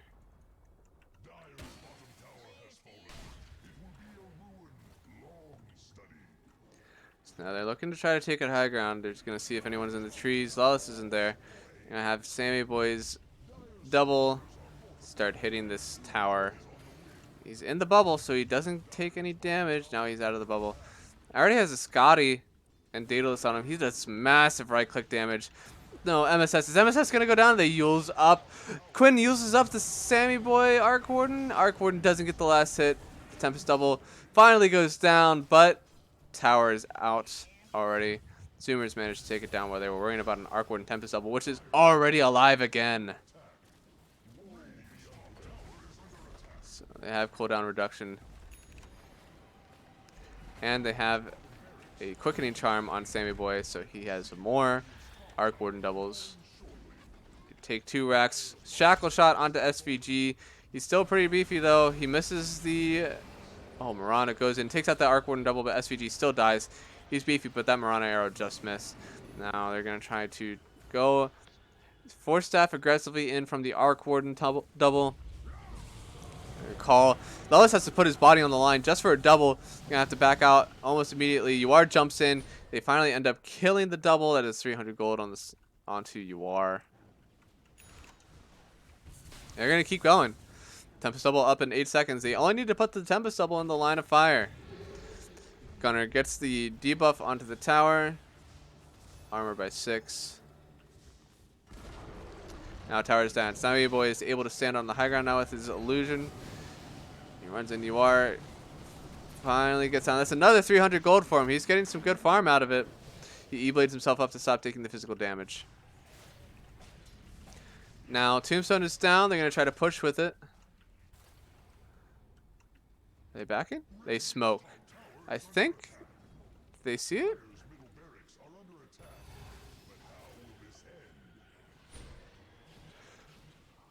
Juar has Lincolns. Gets popped fairly easily by the Flux. Staying on the high ground. He doesn't want to give another free 300 gold. The call onto Monkeys. Is Monkeys going to go down before he goes down before he gets his ulti off. He buys back. He wants to get into this fight. Hook shot onto the real Arc Warden. You are getting right click down. He has to try to run away. Egg is out, but Gunner is able to leap onto it. 2 leaps. He's not hitting the egg. He's hitting heroes. He got called. And now the egg goes down. Ocean goes down. Gunner goes down. Husky was down to the back. And now they're going to try to back out of the fight after already buying back from Monkeys. Arc Warden TP's out. Arc Warden Tempest double. does die. A beautiful turnaround. Lelis able to get the call onto real heroes instead of just waiting for the Tempest double to come back up. Now, Roche still has 3 minutes. Won't be up for them.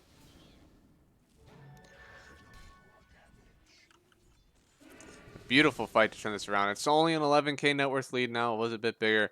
A lot of this net worth is rooted in the Arc Warden. So still Aegis. He's going to go for a Hyperstone.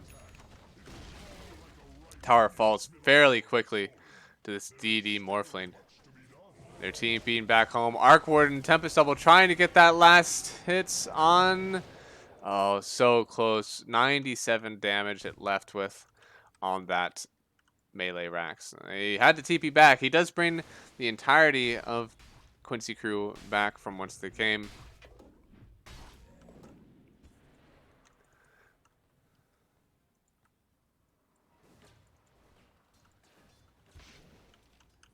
SVG, is he going to get caught?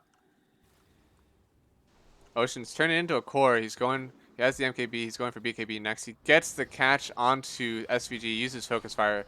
SVG will go down, uses the Hawk to try to survive. Ocean's going to keep running in. Now Lelis calls real Arc Warden. He's getting jumped on, and now Lelis dies. MSS dies to Sammy Boy in the back, too. That's 2 down, and now the only one to live was the position 5 Clockwork just trying to survive. That was not worth the save. Stun arrow onto UR. He tries to battle back. He starts right-clicking in response, but he's going to have to double waveform away. He has the 2 waveform charges. Now Sammy Boy aggressively pushing out this wave. They want to defend these racks.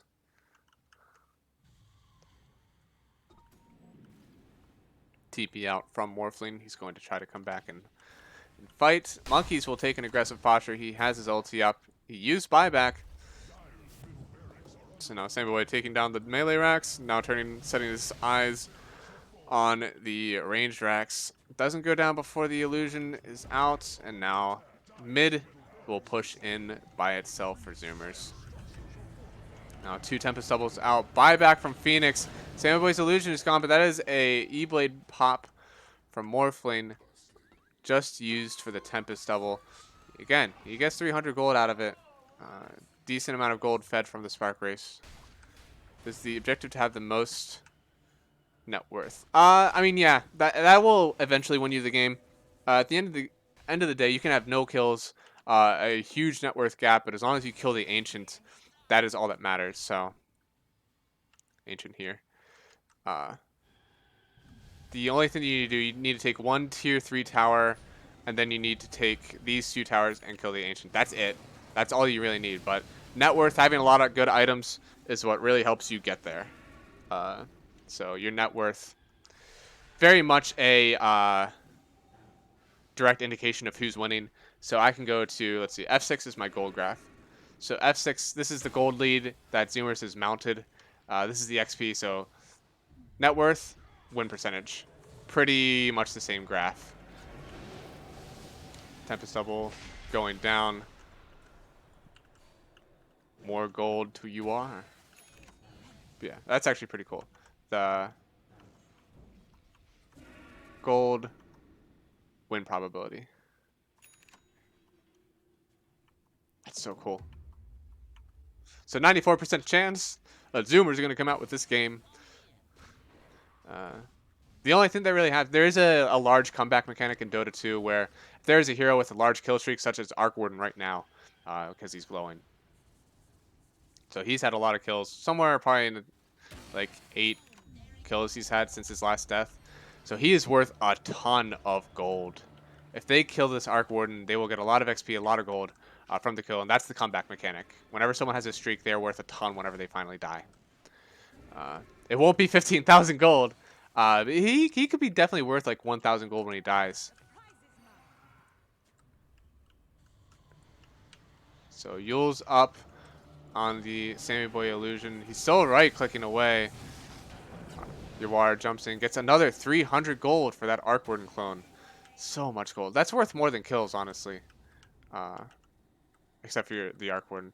They smoke up. They're running. They're going to try to find anyone on this high ground.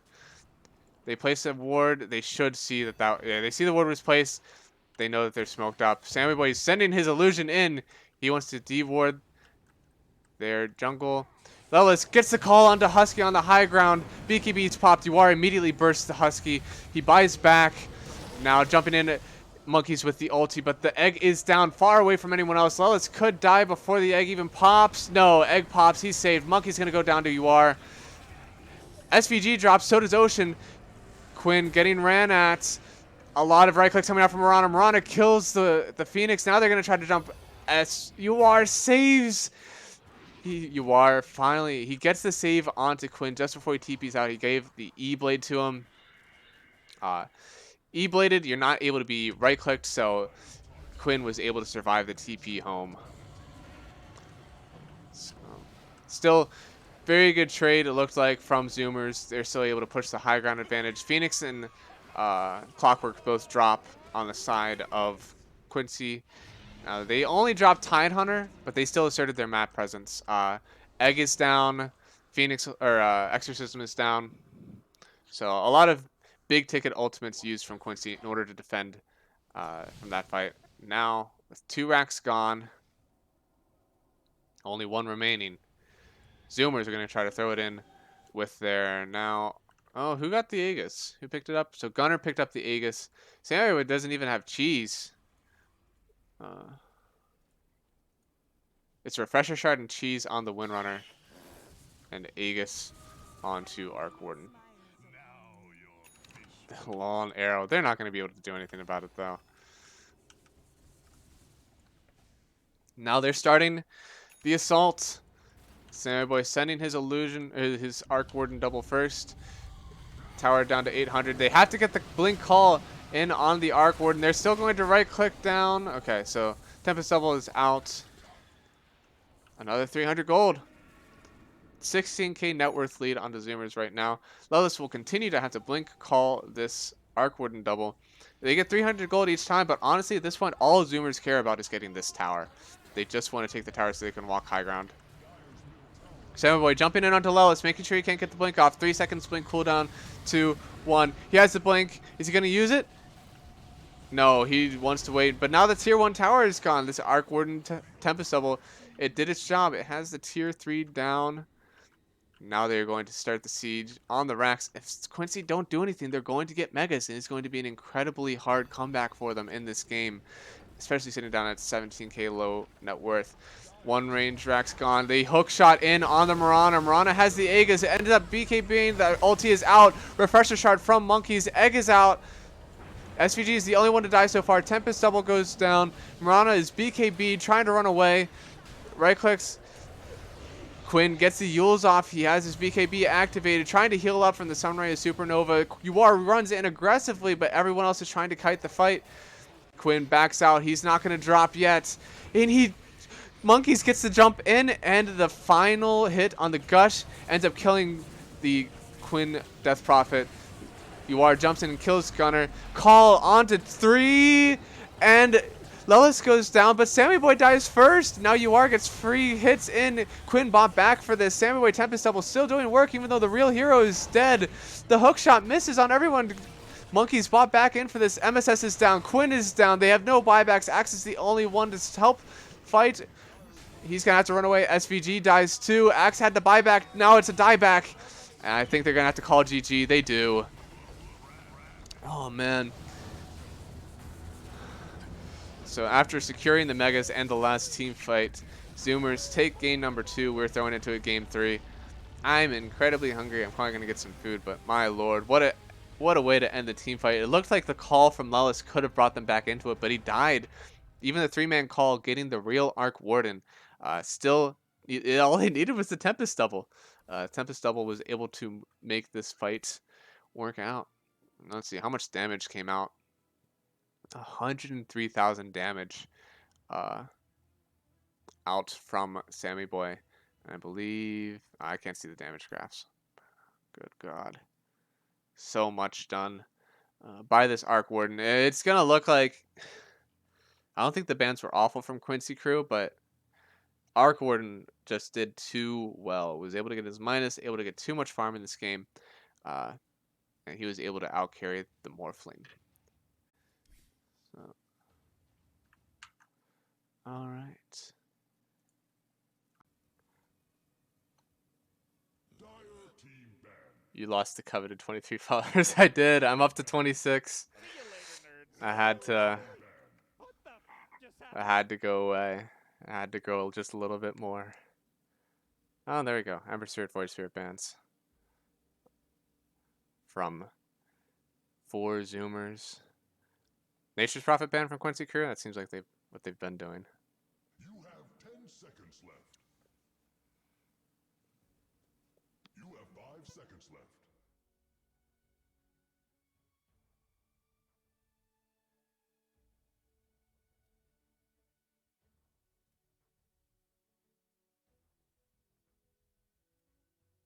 Radiant team pick.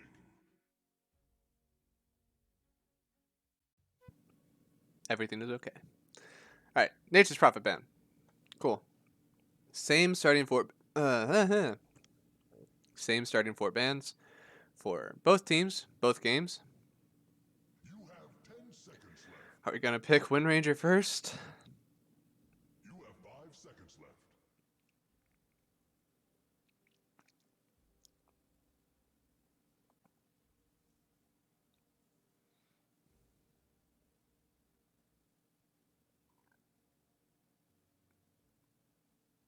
Dire team pick. No, Rubik.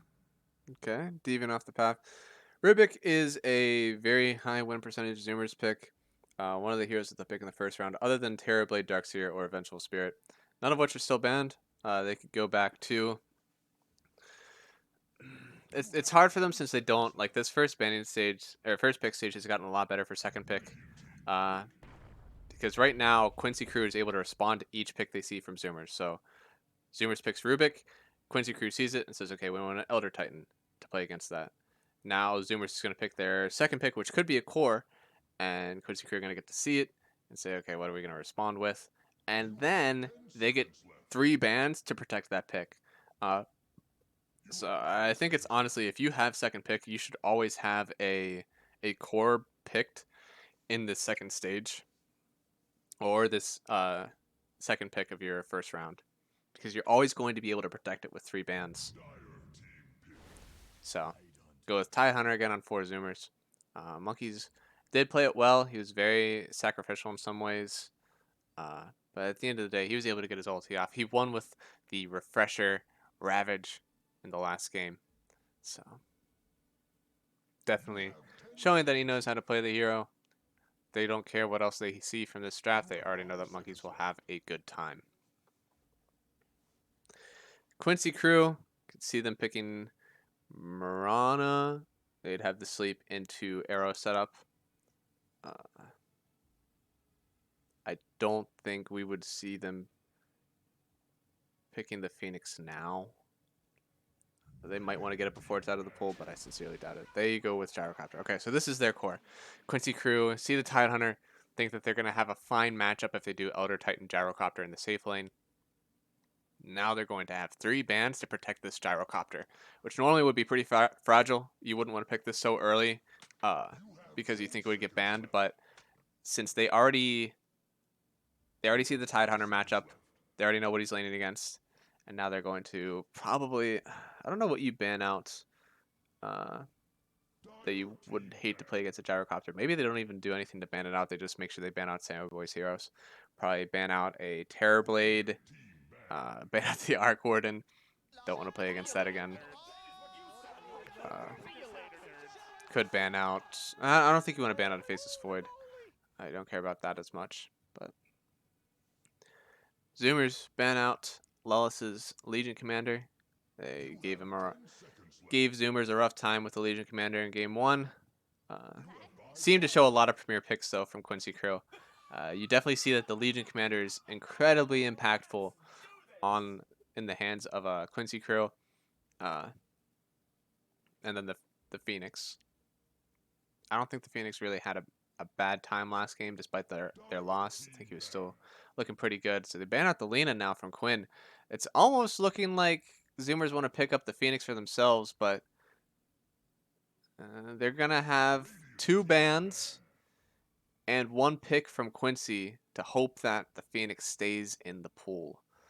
They would have to probably position 5 the Phoenix if they wanted to grab it. It's just interesting that they're banning out Alina. And it looks like on the side of Quincy Crew, they could ban out the Marana and pick up Phoenix themselves. You have 5 seconds There left. doesn't seem to be a whole lot of egg counters after that. Or even pick Marana yourself first and save your bans. Already got their safe lane. They have their off laner, their position 4, and their mid that they have yet to choose. Now, two mid bands coming out from Zoomers, the Lena and the Death Prophet. Uh, not even an Invoker in the pool anymore. It'll be interesting to see what they pick for Quinn's hero. This will be my pretty new one for him, I think. I don't believe we're going to see anything that we haven't seen. We're going to see something that we haven't seen in games previous. Game 1, he was the Lena. Game 2, he was the Death Prophet. So, brand new mid coming out for Quinn. Notable ones that are still in the pool could be a Queen of Pain, no Invoker, could be a Kunkka. We'll see. Likely the ban will kind of show what they're picking next.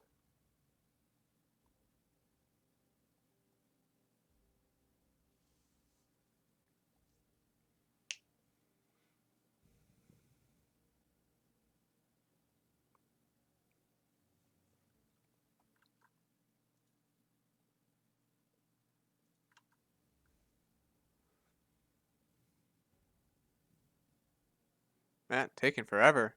Inside of Quincy Crew.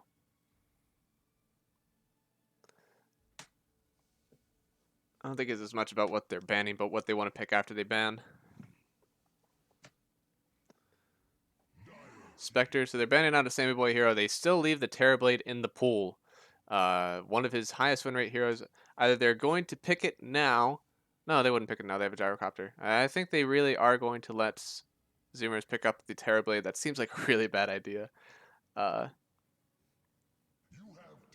are already liable to pick that in the first phase. If they see something in the second phase that they like, oh, you almost have to pick a PL or a Naga at this point. But they already have gyrocopter. I don't think that's going mid. So most of the late game counters to Terrorblade come from the safe lane. They've already picked that up. They play short. Actually, if they run out of time like this gold timer running out, if they run out of it, they actually random a hero. It actually happened at the highest stage, biggest tournament, the international. One of the teams that was actually looking like they were going to upset, they were going to take a really cool series, ended up randoming their last hero because they ran out of time, and they lost the game because it was not the pick for them. I mean, heroes. I think there's like 113 heroes in Dota 2. So, what there would have been 1, 2, 3, 4, 5, 6, 7, 8, 9, 10, 11, 12.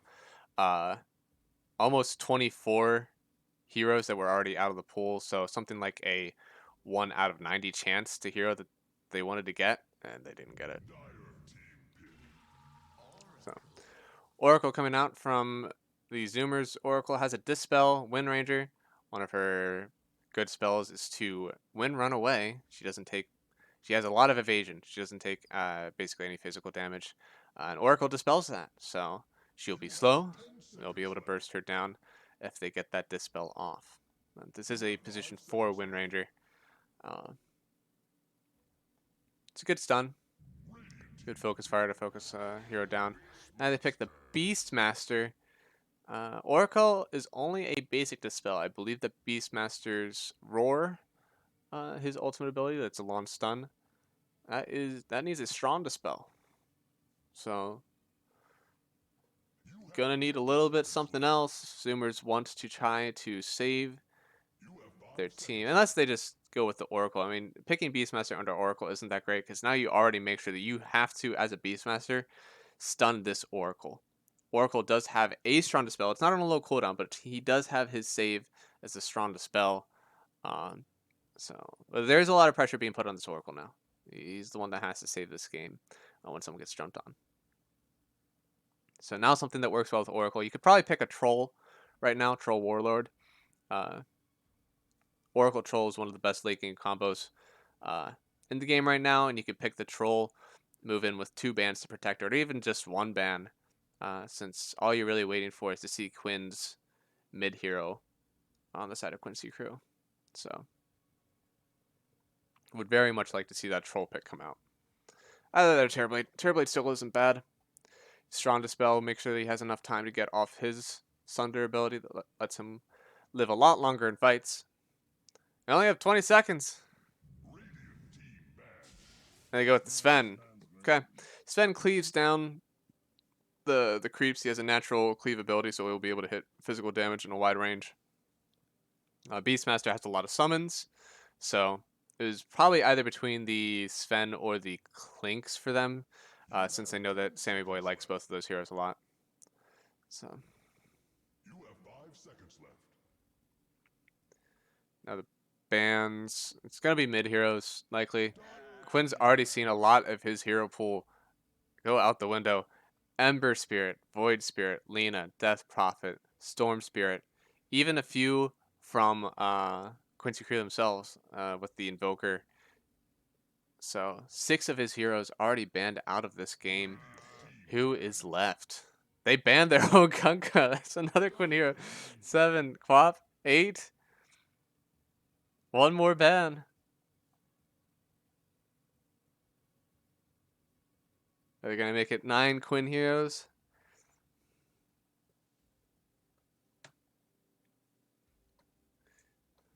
You have 10 seconds left.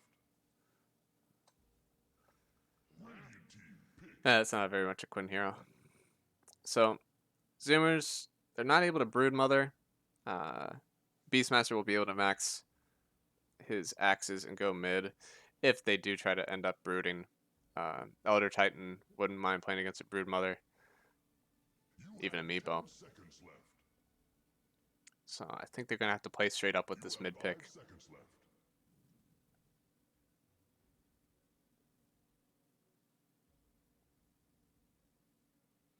15 seconds. Could be a TA game. No, Pango. Oh, yes. I love this hero. Pango is a phenomenally entertaining hero to both watch and play. He's very mobile, has a good ultimate ability that stuns. Now, Beastmaster will be able to stun Pango out of his ulti, but that is a very big commitment. You have 10 seconds left. So, You have 5 seconds I left. love the pick. I love the pick so much. It's going to be mid. It means that there's a lot of cores that are melee.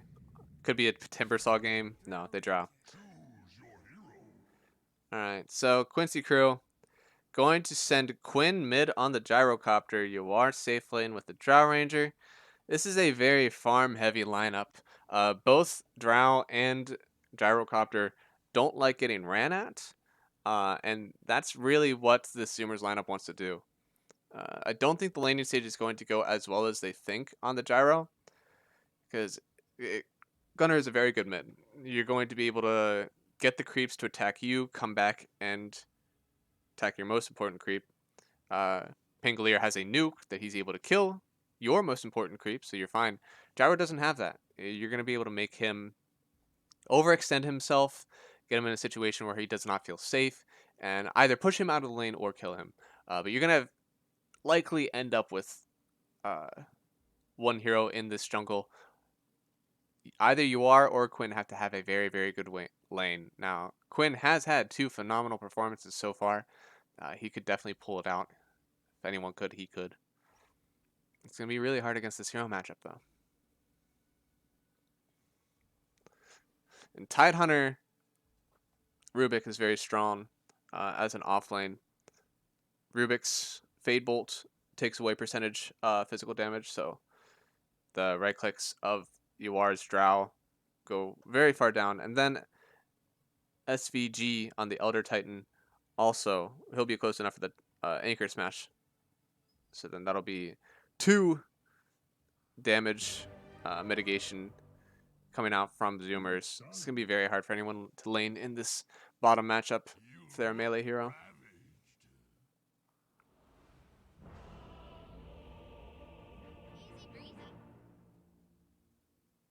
I think Zoomers are going to pull it out, man. I really like their draft. I don't think that Drow Ranger really wraps up this draft for Quincy crew.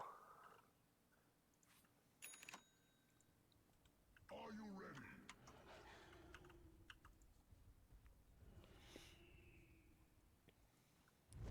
They smoke right out of the gate. Zoomers coming out swinging. So they have, they move 15% faster. You don't get seen by anything. They're just trying to, so they're going to take a run up, but Quinn has a ward he just placed. He's going to break the smoke. No, okay, so they placed their own ward. They don't see him place the ward since they were invisible. Samboy's going to run up this lane. I think Quinn saw him. No, Samboy was not in time. But now there's 3 people sitting up here. Oh, that's a good stun. Samboy doesn't want it. He's about to get stunned up by the rocket. Rocket stuns up Sammy Boy. They're going to try to get the shackle off. There was already the spell used. There's just going to be a bunch of... No, SVG! SVG will be the first one to go down. Gunner gets the kill. He's going to start getting right-clicked by Uar. He's going to get slowed up by the boar. He will also fall. Quinn getting the kill, but Gunner gets the first blood. 276 gold for him. That's good secure. Good little net worth lead. Let's see if they're able to get any runes out of it now. Monkeys, he's going to get 1 rune for free. They should see... Oh, he doesn't go. He doesn't know. He doesn't know there's a free rune here. They could have gotten 4 runes. Quinn probably thinks... Okay, no, he's just going to let Uar go up and check. So it looks like Uar is going to lane bottom, but Monkeys is already here. Were they trying to dodge? They might have just wanted to lane the Tidehunter versus Beastmaster. So now Uar and SVG coming bottom since they see that the Tidehunter is here. Tidehunter might get a full wave before they show up, which would be nice for him to get some XP before he just gets absolutely beaten down by this dire safe lane. But now they're tri-laning top. Monkeys is going to be the sacrificial off-laner, laning by himself with both an Elder Titan and a Drow in his lane. Gets 1 last hit. So he's at 2-2. Not bad. In fact, there is a lead in CS for the side of Zoomers right now. Quinn's going to get the stun off as his harass. Stunned under tower. He gets 1 denied because of it. Gunner does get a last hit. Secures range creep. Nice. He gets the proc of Lucky Shot to secure that range creep. Does not get the deny on the opponent range creep. 1 last hit. He's going aggressive now. He hasn't got to practice his Lucky Shot again. He's going to get stunned. He gets the disarm. Quinn can't do anything to follow up his own stun. And now creeps will run under tower. Quinn still be incredibly aggressive. He's not going to be able to secure this range creep on Gunner. That is a range creep deny from Quinn.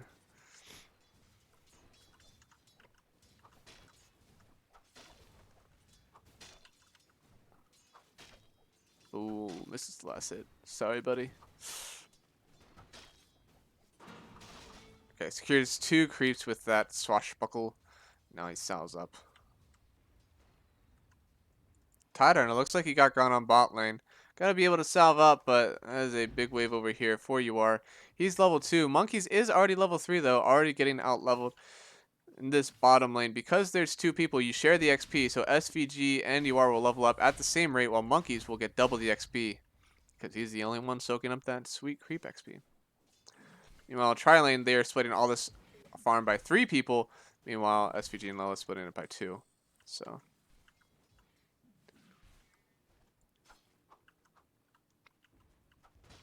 Oh, deny from Gunner. He's doing well at splitting the CS this time. There is 7 denies from Quinn. Quinn is still putting on a clinic in this mid lane. You think you could put him on any hero and he'd still win the lane.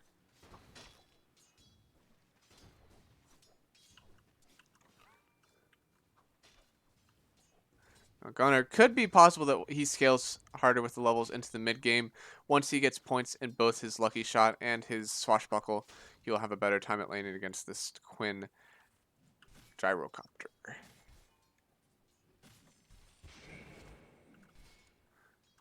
Sandboy getting some good farm though. They are definitely securing 2 lanes of farm and 1 lane of XP. Monkeys eventually does go down to the right clicks of Yuar. Now you are level 3. Monkeys 3.5. He is getting a bit out leveled now by this Drow by letting go that kill. Now for the 4-minute runes, SVG is gonna walk over. So it could either be here or here. Let's see. I can zoom out like all the way. And it is top regen rune. Rubik is there to secure it for his boy Gunner. Gunner will have the full bottle refill. He gets the range creep. And now Quinn, no bottle, but he has to watch as Gunner gets the full refill and full health and mana. They both have a ward right here. Neither of them know about it. Bottom, looks like Monkeys is getting gone on again. There's no stomp. Just the natural order removes all of Monkey's base armor. He's only sitting at 2 right now.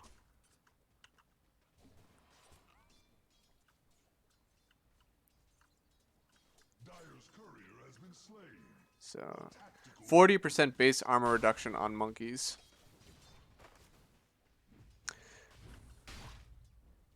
Dyer's top tower is under attack. It's a very small radius though. So runes about to be fought over top. Looks like we're just gonna split top and bottom.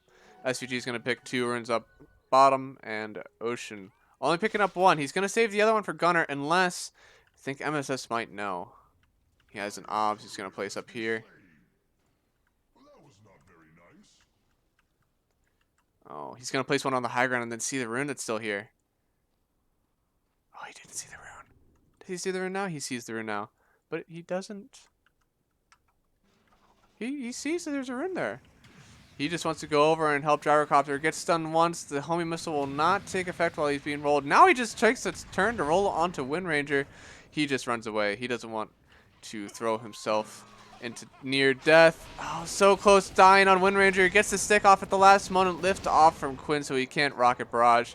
MSS is going to walk away with barely any health, and the Ocean will walk away with pretty much no mana. Runes are going to come out. Power runes for the 6 minute. It was up here first. Chances are it's going to be bottom. Do statistics lie? Yes, they're dirty, rotten liars. It was top twice in a row.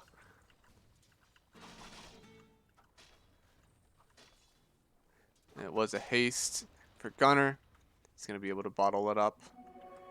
He's going to haste and run bottom. Monkey's getting gone on. He's going to offer his assistance to his boy who's solo laning. Give him some love. SVG should be the first to go down. He misses a swashbuckle onto SVG. He's going to keep right-clicking UR. Monkeys, will he be able to get away before he gets the anchor smash? He gets the anchor smash close enough. Damage reduction. They're not going to be able to kill him here, but UR TP's out. They still get the stun. And he can't right-click after he got the shackle shot on the Monkeys. He never gets the shot off to finish him off. Monkeys lives with just a sliver of health. Under 10%. Huskies TP's down to help out. And that is a double kill in this bot lane. But Yuar was able to TP out before he faced certain demise. Now Ocean runs up and sees that he's going to try to get a stack off. Quinn gets the free bounty rune. And no stack in the ancient camp, so it's been too long since runes. I don't remember who got what. You are gonna keep right-clicking Monkeys. He was so low, he decided to stick around. He's gonna go down. He got the stick off at the last minute, but he didn't have near enough charges to try to survive that. He was already at such little health. I'm actually pretty surprised that he stayed. I think the only thing is that he was at super low health, super low mana. By the time he was able to buy all the regen, that was a really clever move. He would have been too deep in the hole. Gunner rolls on to Lelis, helps get a kill in this top lane, so he's doing fine, splitting the farm in his mid lane. Goes to both lanes, both bottom and top, to help rotate. And that's something that Quinn can't do. Quinn is not a mobile hero. This is not your traditional mid laner. He just wants to sit and farm. So while he's farming, Gunner's going to go try to win his side lanes after splitting mid. Now that these lanes have broken down, we'll switch over to net worth. Sven leading the charts just by about 100 net worth. And Gunnar goes down. Looks like a 3-man gank top, but now Quinn gets stunned up. Husky's not able to save himself. The final shot from Power Shot ends up killing Husky. Samuel runs away. He wants to just farm up with his Mask of Madness. And now bottom, Husky and Ocean now going down. Both supports have dropped. SVG gets the last hit. Monkey's down here with... He has ulti. He's all by himself. He wants to press Ravage. He keeps canceling it. Now Gunnar's here. He misses the swashbuckle. Now he gets his roll off. There's no stun that's going to be able to come out. Monkeys finally uses the ultimate ability, Ravage. Gunnar gets stunned. He was rolling so fast that he wasn't actually able to cancel the homie missile, and now he goes down after TPing. All they get is SVG. This is so many chain feeds from the side of 4Zoomers. They lost Ocean, they lost Husky, they lost Pango, they lost Tide. Sven is the only one who hasn't lived, but he did get some good farm. He's bumped his net worth up by a lot. Now he's just farming out camps after he took a tower by himself. So he's getting the farm to make it even. If he wasn't getting farmed there, this would easily be a 1 or 2k net worth lead for Quincy, but it is just barely even now because of this Sven farm. So natural farm mechanic for him, having that cleave. Now he's going to God Strength and take down this ancient stack. Oh, it looks so beautiful. Even finds himself an item. He has extra armor. Finds an item for his Oracle. So now his net worth up to 5k. Meanwhile, Quinn trying to take some aggressive farm. This is absolutely a farm game. If Quincy are actually able to run this game to its full duration, they will be able to take it with both Drow and Gyrocopter. Now Ocean running in with a haste, jumps onto SVG. Godstrength still up for all of 2 seconds, gets one right click off with Godstrength to show that he's big, and then they run away. Now everyone's running onto mid lane. Monkey still doesn't have his ulti for another 50 seconds. Quinn in the back, he's going for the Aghanim Scepter. That will really propel his farm. Is very surprising that both Drow and the Gyro have been living this entire time. Monkeys gets caught on a little swashbuckle to try to dissuade anyone. Ocean steals the call down, but nothing's going to come of it. Both Husky and Ocean die again. Way too far forward on Ocean. And now a full 5-man rotation. Sven's farming top. He's going to lose his mid tower likely. UR will be able to right click all he wants. Gunnar's going to keep trying to stop this from happening, but MSS... Oh, he's threatening the roll on Gunnar. The tower's already down. He can't do anything about it. Dire's top tower is under attack.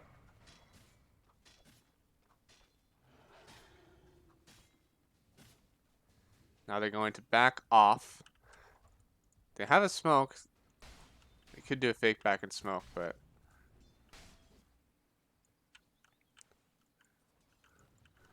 Drums on Lellis. The scan comes out from who? From Dire. Dire knows that someone is farming here. It is indeed Gunnar. But I think they know about it. No one smoked or anything. They have an observer ward right here that sees it all. Anyone have a sentry? Only Rubik. Rubik isn't able to get the kill off. Oh, you can see him though. He's in range of the sentry. If anyone looks at this bird, it's dead. There we go. 60 gold. Husky doesn't have another sentry on him. There is a ward right here that sees all of this farming. Good information. Are they going to smoke with that information? No, it looks like UR is just going to keep hitting creeps. MSS has a javelin.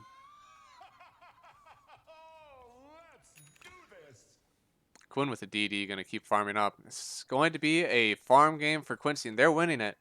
I don't think Sven will be able to solo carry this game. You already want an MKB, probably some status resist items, probably a BKB. You have a lot of items that you need on this game as Sven if you want to solo carry. You're going to have to give him a lot of farm. Now the smoke up from 4Zoomers. They see the gyro farming, the swashbuckle in, the roll. The lift came up, and now he's in an awkward spot. He could definitely get pushed off this high ground, but Gunnar gets trapped in. He gets a very fortunate Swashbuckle out. They're going to be able to kill Quinn. Quinn goes down to the last Fade Bolt of Ocean. Ocean gets roared. He's not going to be able to steal it if he's the one that's stunned. And they lose 4. They get Quinn, but at what cost? At what cost? Yawar was still farming. They lose 4 of their heroes. Sven was the only one to not die. He's going for S and Y first. That's going to start off with a status resistance. Kind of a halfway house between getting damage and getting something that keeps you alive. But he's starting to show in this top lane. Just use Mask of Madness. They're going to run on him. MSS will at least be able to get the Shackle Shot. Lelis won't have the Roar. Shackle Shot onto the tree. 3 TPs from the side of 4Zoomers. They're going to ulti to try to dissuade anyone from chasing. Gunner is caught up. It's 4 people and Gunner chasing in. He already has his Maelstrom. He could farm this game a lot. The silence whiffs from UR. The Shackle Shot goes down after there was already trees cut down. Now he is ultied up. Will he take any more damage? Now he's going to roll. He won't take the magical damage. Is he just going to roll away? Yes. He's just going to run out. So that's going to be his roll down for 80 seconds? 60 seconds.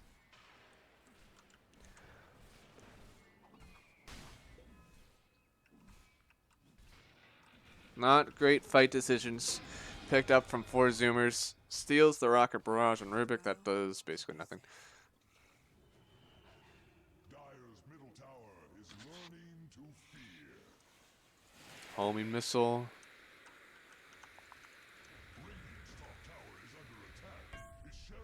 Onto Rubik.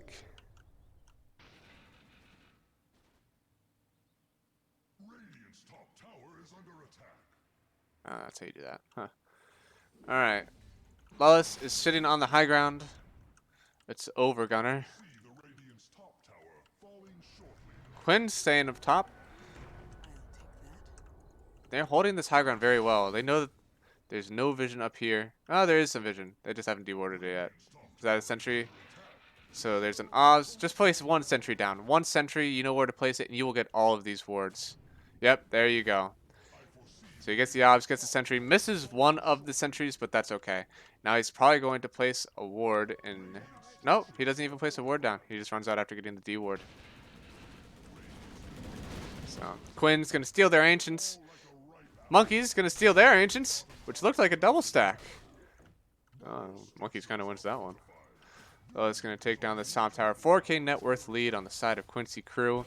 Sven's trying to bring it home for the Zoomers, but both Drow and the Gyrocopter are getting good farm. That's Ags just picked up on Quinn.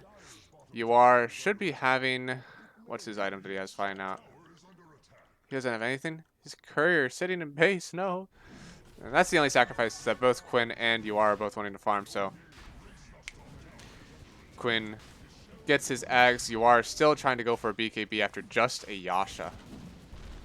It looks like Zoomers, they want to take a tier 1. And they probably think that Zoomers are getting, or that Quincy are getting ready for tier 1, but no, they're taking Roche.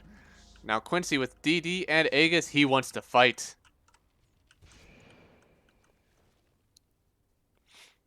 Gunner will be the first one to show. You're sitting in the river while the other team is on the hunt. That's not a good idea. Get out of there, Gunner.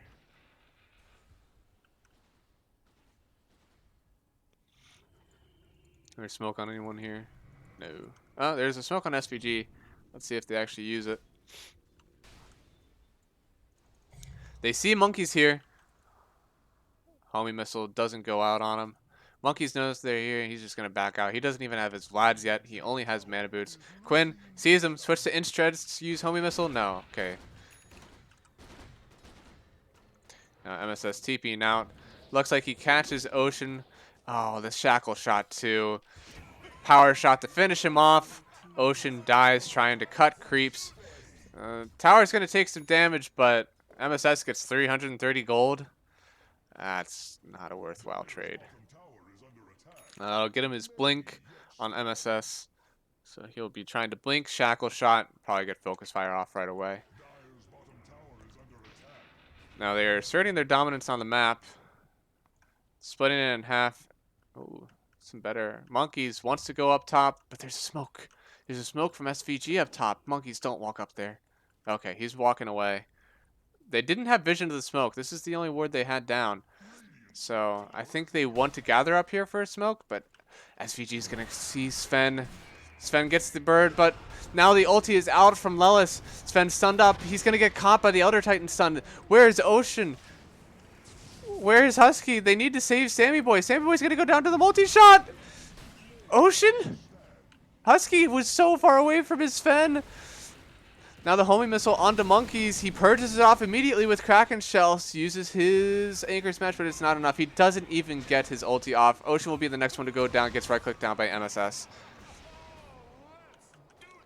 7K net worth lead for Quincy crew off the legs of a 3-0 advantage. It's about a 2K net worth swing. They used Primal Roar, Earth Splitter, and Call Down. The only thing is, if Husky is anywhere close to this fight, he's able to dispel the Roar from the Beastmaster. They possibly even turn around the fight, because at that point, they had already used the Beastmaster ulti and the Elder Titan ultimate ability. They could have used the aggressive roll instead of the roll to escape, and then God Strength is even up. Yeah, they could have turned that fight around so hard if there was just a support on the way from 4Zoomers.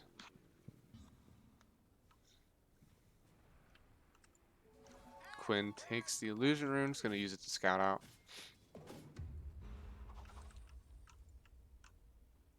Gunner going for the E-Blade. It'll save someone from physical damage. MSS running up. There's still Aegis for Quinn. Aegis should only be up for another about minute and 40 seconds, I think. See you later, nerds. No, it shouldn't. No, no, no. I'm not sure what this timer's showing then. Disarmed, running away. He has Blink on Gyrocopter, actually. Very interesting build. He's going to try to jump into the front lines with his Aegis, I suppose. Sammy Boy, God Strength up. He's already roared. They used the Dispel right away. He wants to jump on Quinn, but Quinn has the Aegis still. This is not the time. MSS jumps onto Gunner. Gunner's going to have to use the Swashbuckle away. No, he uses the Gold Scepter. Starts to roll up, but there's too much physical damage. He goes down. Now Quinn aggressively blinks in. He still has Aegis up.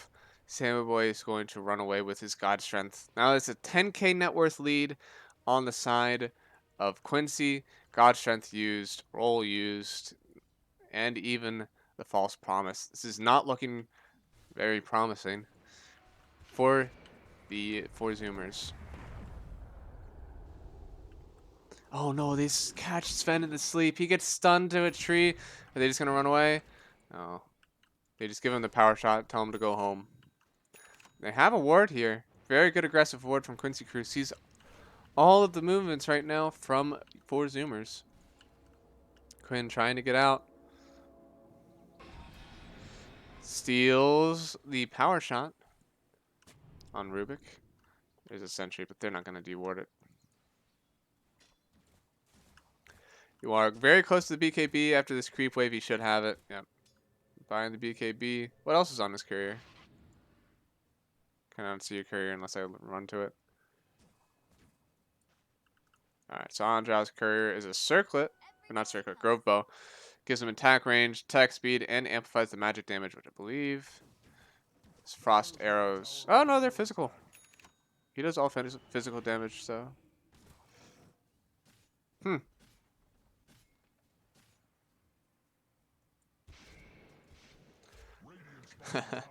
Trading power shots mid.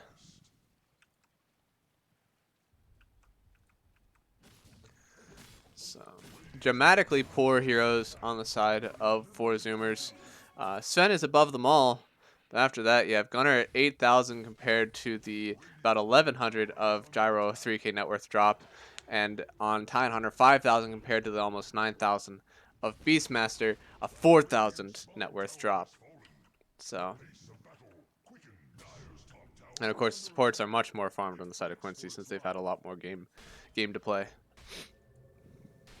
Ocean TPing back home. Gunner was got on a little bit. Quinn dragged back. The Aegis has been reclaimed. He might yeah, they might just run away now that they see that there's been some TPs back. Sven still farming aggressively in the enemy jungle. That's a tower pushed in. Looks like it's going to sit 1350? Nope. 14-11.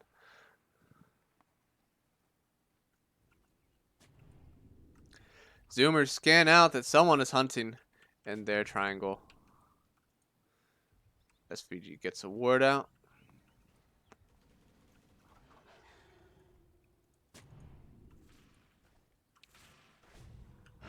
Oh, the roar onto the Oracle. Oracle will die without even using his ulti. The multi-shot finishes him off. Now he's dead with buyback, though. If a fight breaks out, they want to force this Oracle buyback. It is incredibly worth. The shackle shot onto oh no, Pango goes down after the shackle shot comes out. He has buyback, but there is no defending now. They need to get a buyback out of this. There's a wave pushing here, and a wave will come eventually. Oracle will be up. Pango will be up in 30. Are they able to actually hold without both their 5 and their mid? Monkeys will take a bit of the aggressive farm. So Monkeys has his lads. It'll give him bonus damage percentage and lifesteal. So it'll help take down the heroes faster, but Drow already has BKB. Very good versus Fen stun.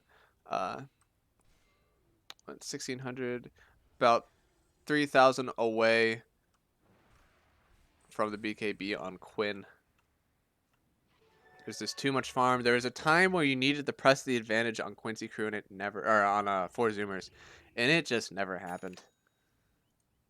Now it seems like your Drow Ranger has been farming while your Gyrocopter has been farming.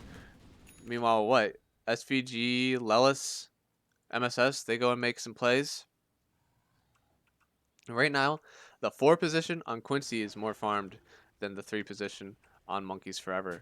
Roche will respawn in about 35 seconds.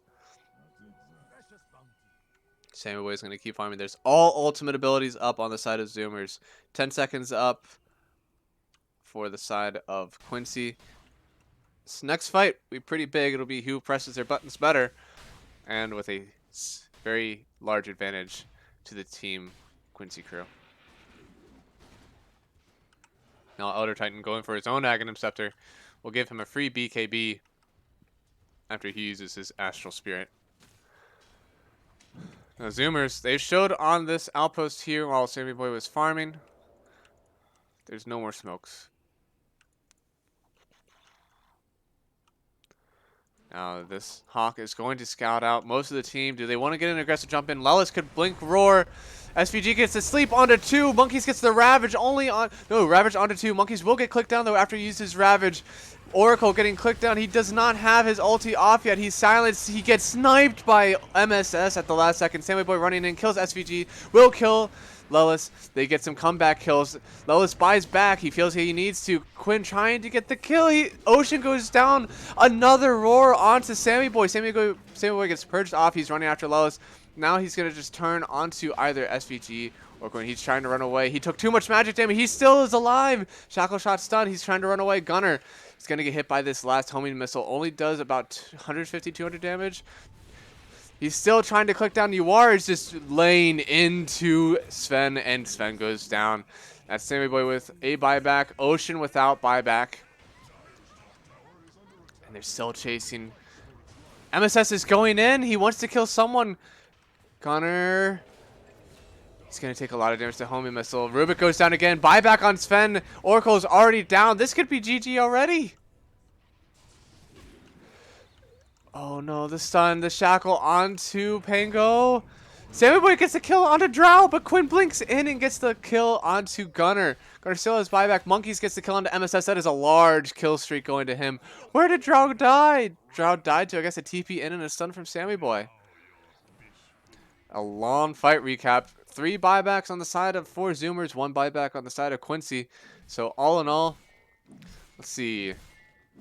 So 5 deaths plus 2 diebacks, so 7 deaths for Zoomers and 5 deaths on the side of Quincy.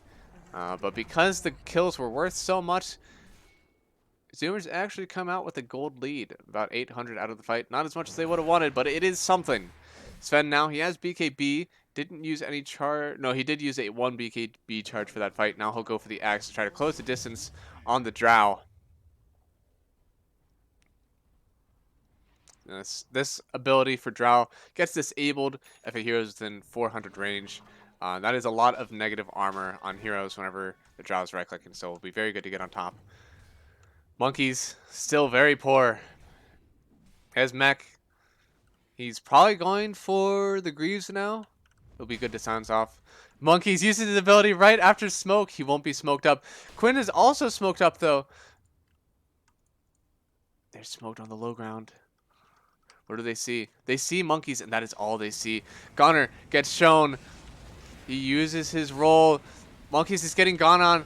SVG already down one. Sven hasn't used BKB yet. He gets purged. Quinn going on Husky, but he already used his ultimate ability. Same boy going to run away. Just wants to get healed. I'm still on the vision of Dire. Monkeys hasn't used his ulti yet. And he goes down. He doesn't have buyback. He bought out for the mechanism. He will not have buy for this fight. Sammy Boy used his God Strength and has nothing to show for it. And as a death on Husky, Gunner, and Monkeys.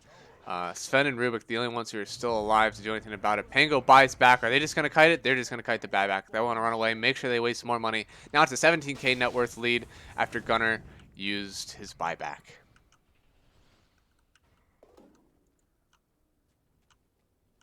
How are they going to come back into this game? Who hasn't died yet? Looks like Quinn and Yuar. They died in last fight, but those are the ones you really need to jump on top of. They're taking Roach right now. There is no chance of contest from the Radiant. So they're going to give Cheese to Quinn, Aegis to Yuar. Two heroes they need to kill are two heroes. They're going to be very, very hard to kill now that basically free lives on the both of them. Ocean gets jumped on. The Shackle Shot onto two heroes. It's both supports. Both supports drop immediately from the MSS Shackle Shot.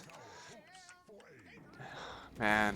If they're able to shuffle Wave in right now, this could be racks for the side of Quincy. Somehow, Zoomers have managed to not lose a single Rax in this game yet, despite being down 20k net worth, losing just about every team fight that comes across their way. Now, instead of the Aghanim Scepter, the Lincolns is going to come out from Sammy Boy. Very good against the Roar, but there is already something to purge it, or to pop it. Shackle Shot will break the Lincolns. Nothing else on the Beastmaster. He can't get caught out by just Beastmaster. He has to get caught out by both the Windrunner and the Beastmaster. One tower goes down. Monkey's getting clicked down by UR. UR is going aggressively in. Gunner gets the disarm, but Monkeys barely gets his ulti off before he dies. Shackle Shot onto two. It's stolen. UR just right-clicking under the tier 4s. Gunner gonna have to get saved. Monkey's jumping onto UR. He's running back with his BKB. Sammy Boy is in. There is no save. It was already used on Gunner. He kills Drow once, but that's it. He doesn't have buyback. He doesn't have God Strength. He doesn't have BKB. There will be no buyback from the Sven. They're going to have to try to defend without the roll, without the Sven's God Strength. How are they going to do it with only a Fade Bolt from the Rubik? Lift up. There's already a cheese used, so there's technically no Roche shenanigans left in the tank for... Oh, Ocean, you're going to get shot down. Goes down to MSS. Gunner's going to be next. Goes down to UR. That's GG. And that's it. Zoomers lose game 3. Quincy takes a very convincing game off the back of the farming mid and farming safe lane with no pressure in the first 25 minutes. That's a good game from Quincy crew. So they have the series. They're going to go into the winner's final. 4Zoomers going to be knocked down to play the winner of Thunder Predator and whoever wins between Beast Coast and Infamous. So, 2 series left to be played to find out who plays 4Zoomers, but very entertaining game of Dota. It was back and forth for a little bit until Quincy crew absolutely poured away on the backs of this Gyrocopter and Drow Ranger. MSS, man, 15 kills. He was farmed. It's the 4 position, had the MKB and the blink. But that is it for me. Thank you guys for watching. I appreciate the support. I'll hopefully be back. I don't think I'm going to be on tomorrow. I want to get the stats project done. I want to be working on that for a few days. So I'll see if there's any series that pop up, but that'll be it for me. thanks for watching. I'll post this VOD on YouTube hopefully later today. Thanks, thanks, Dan. I appreciate it. I really appreciate the support. Good night.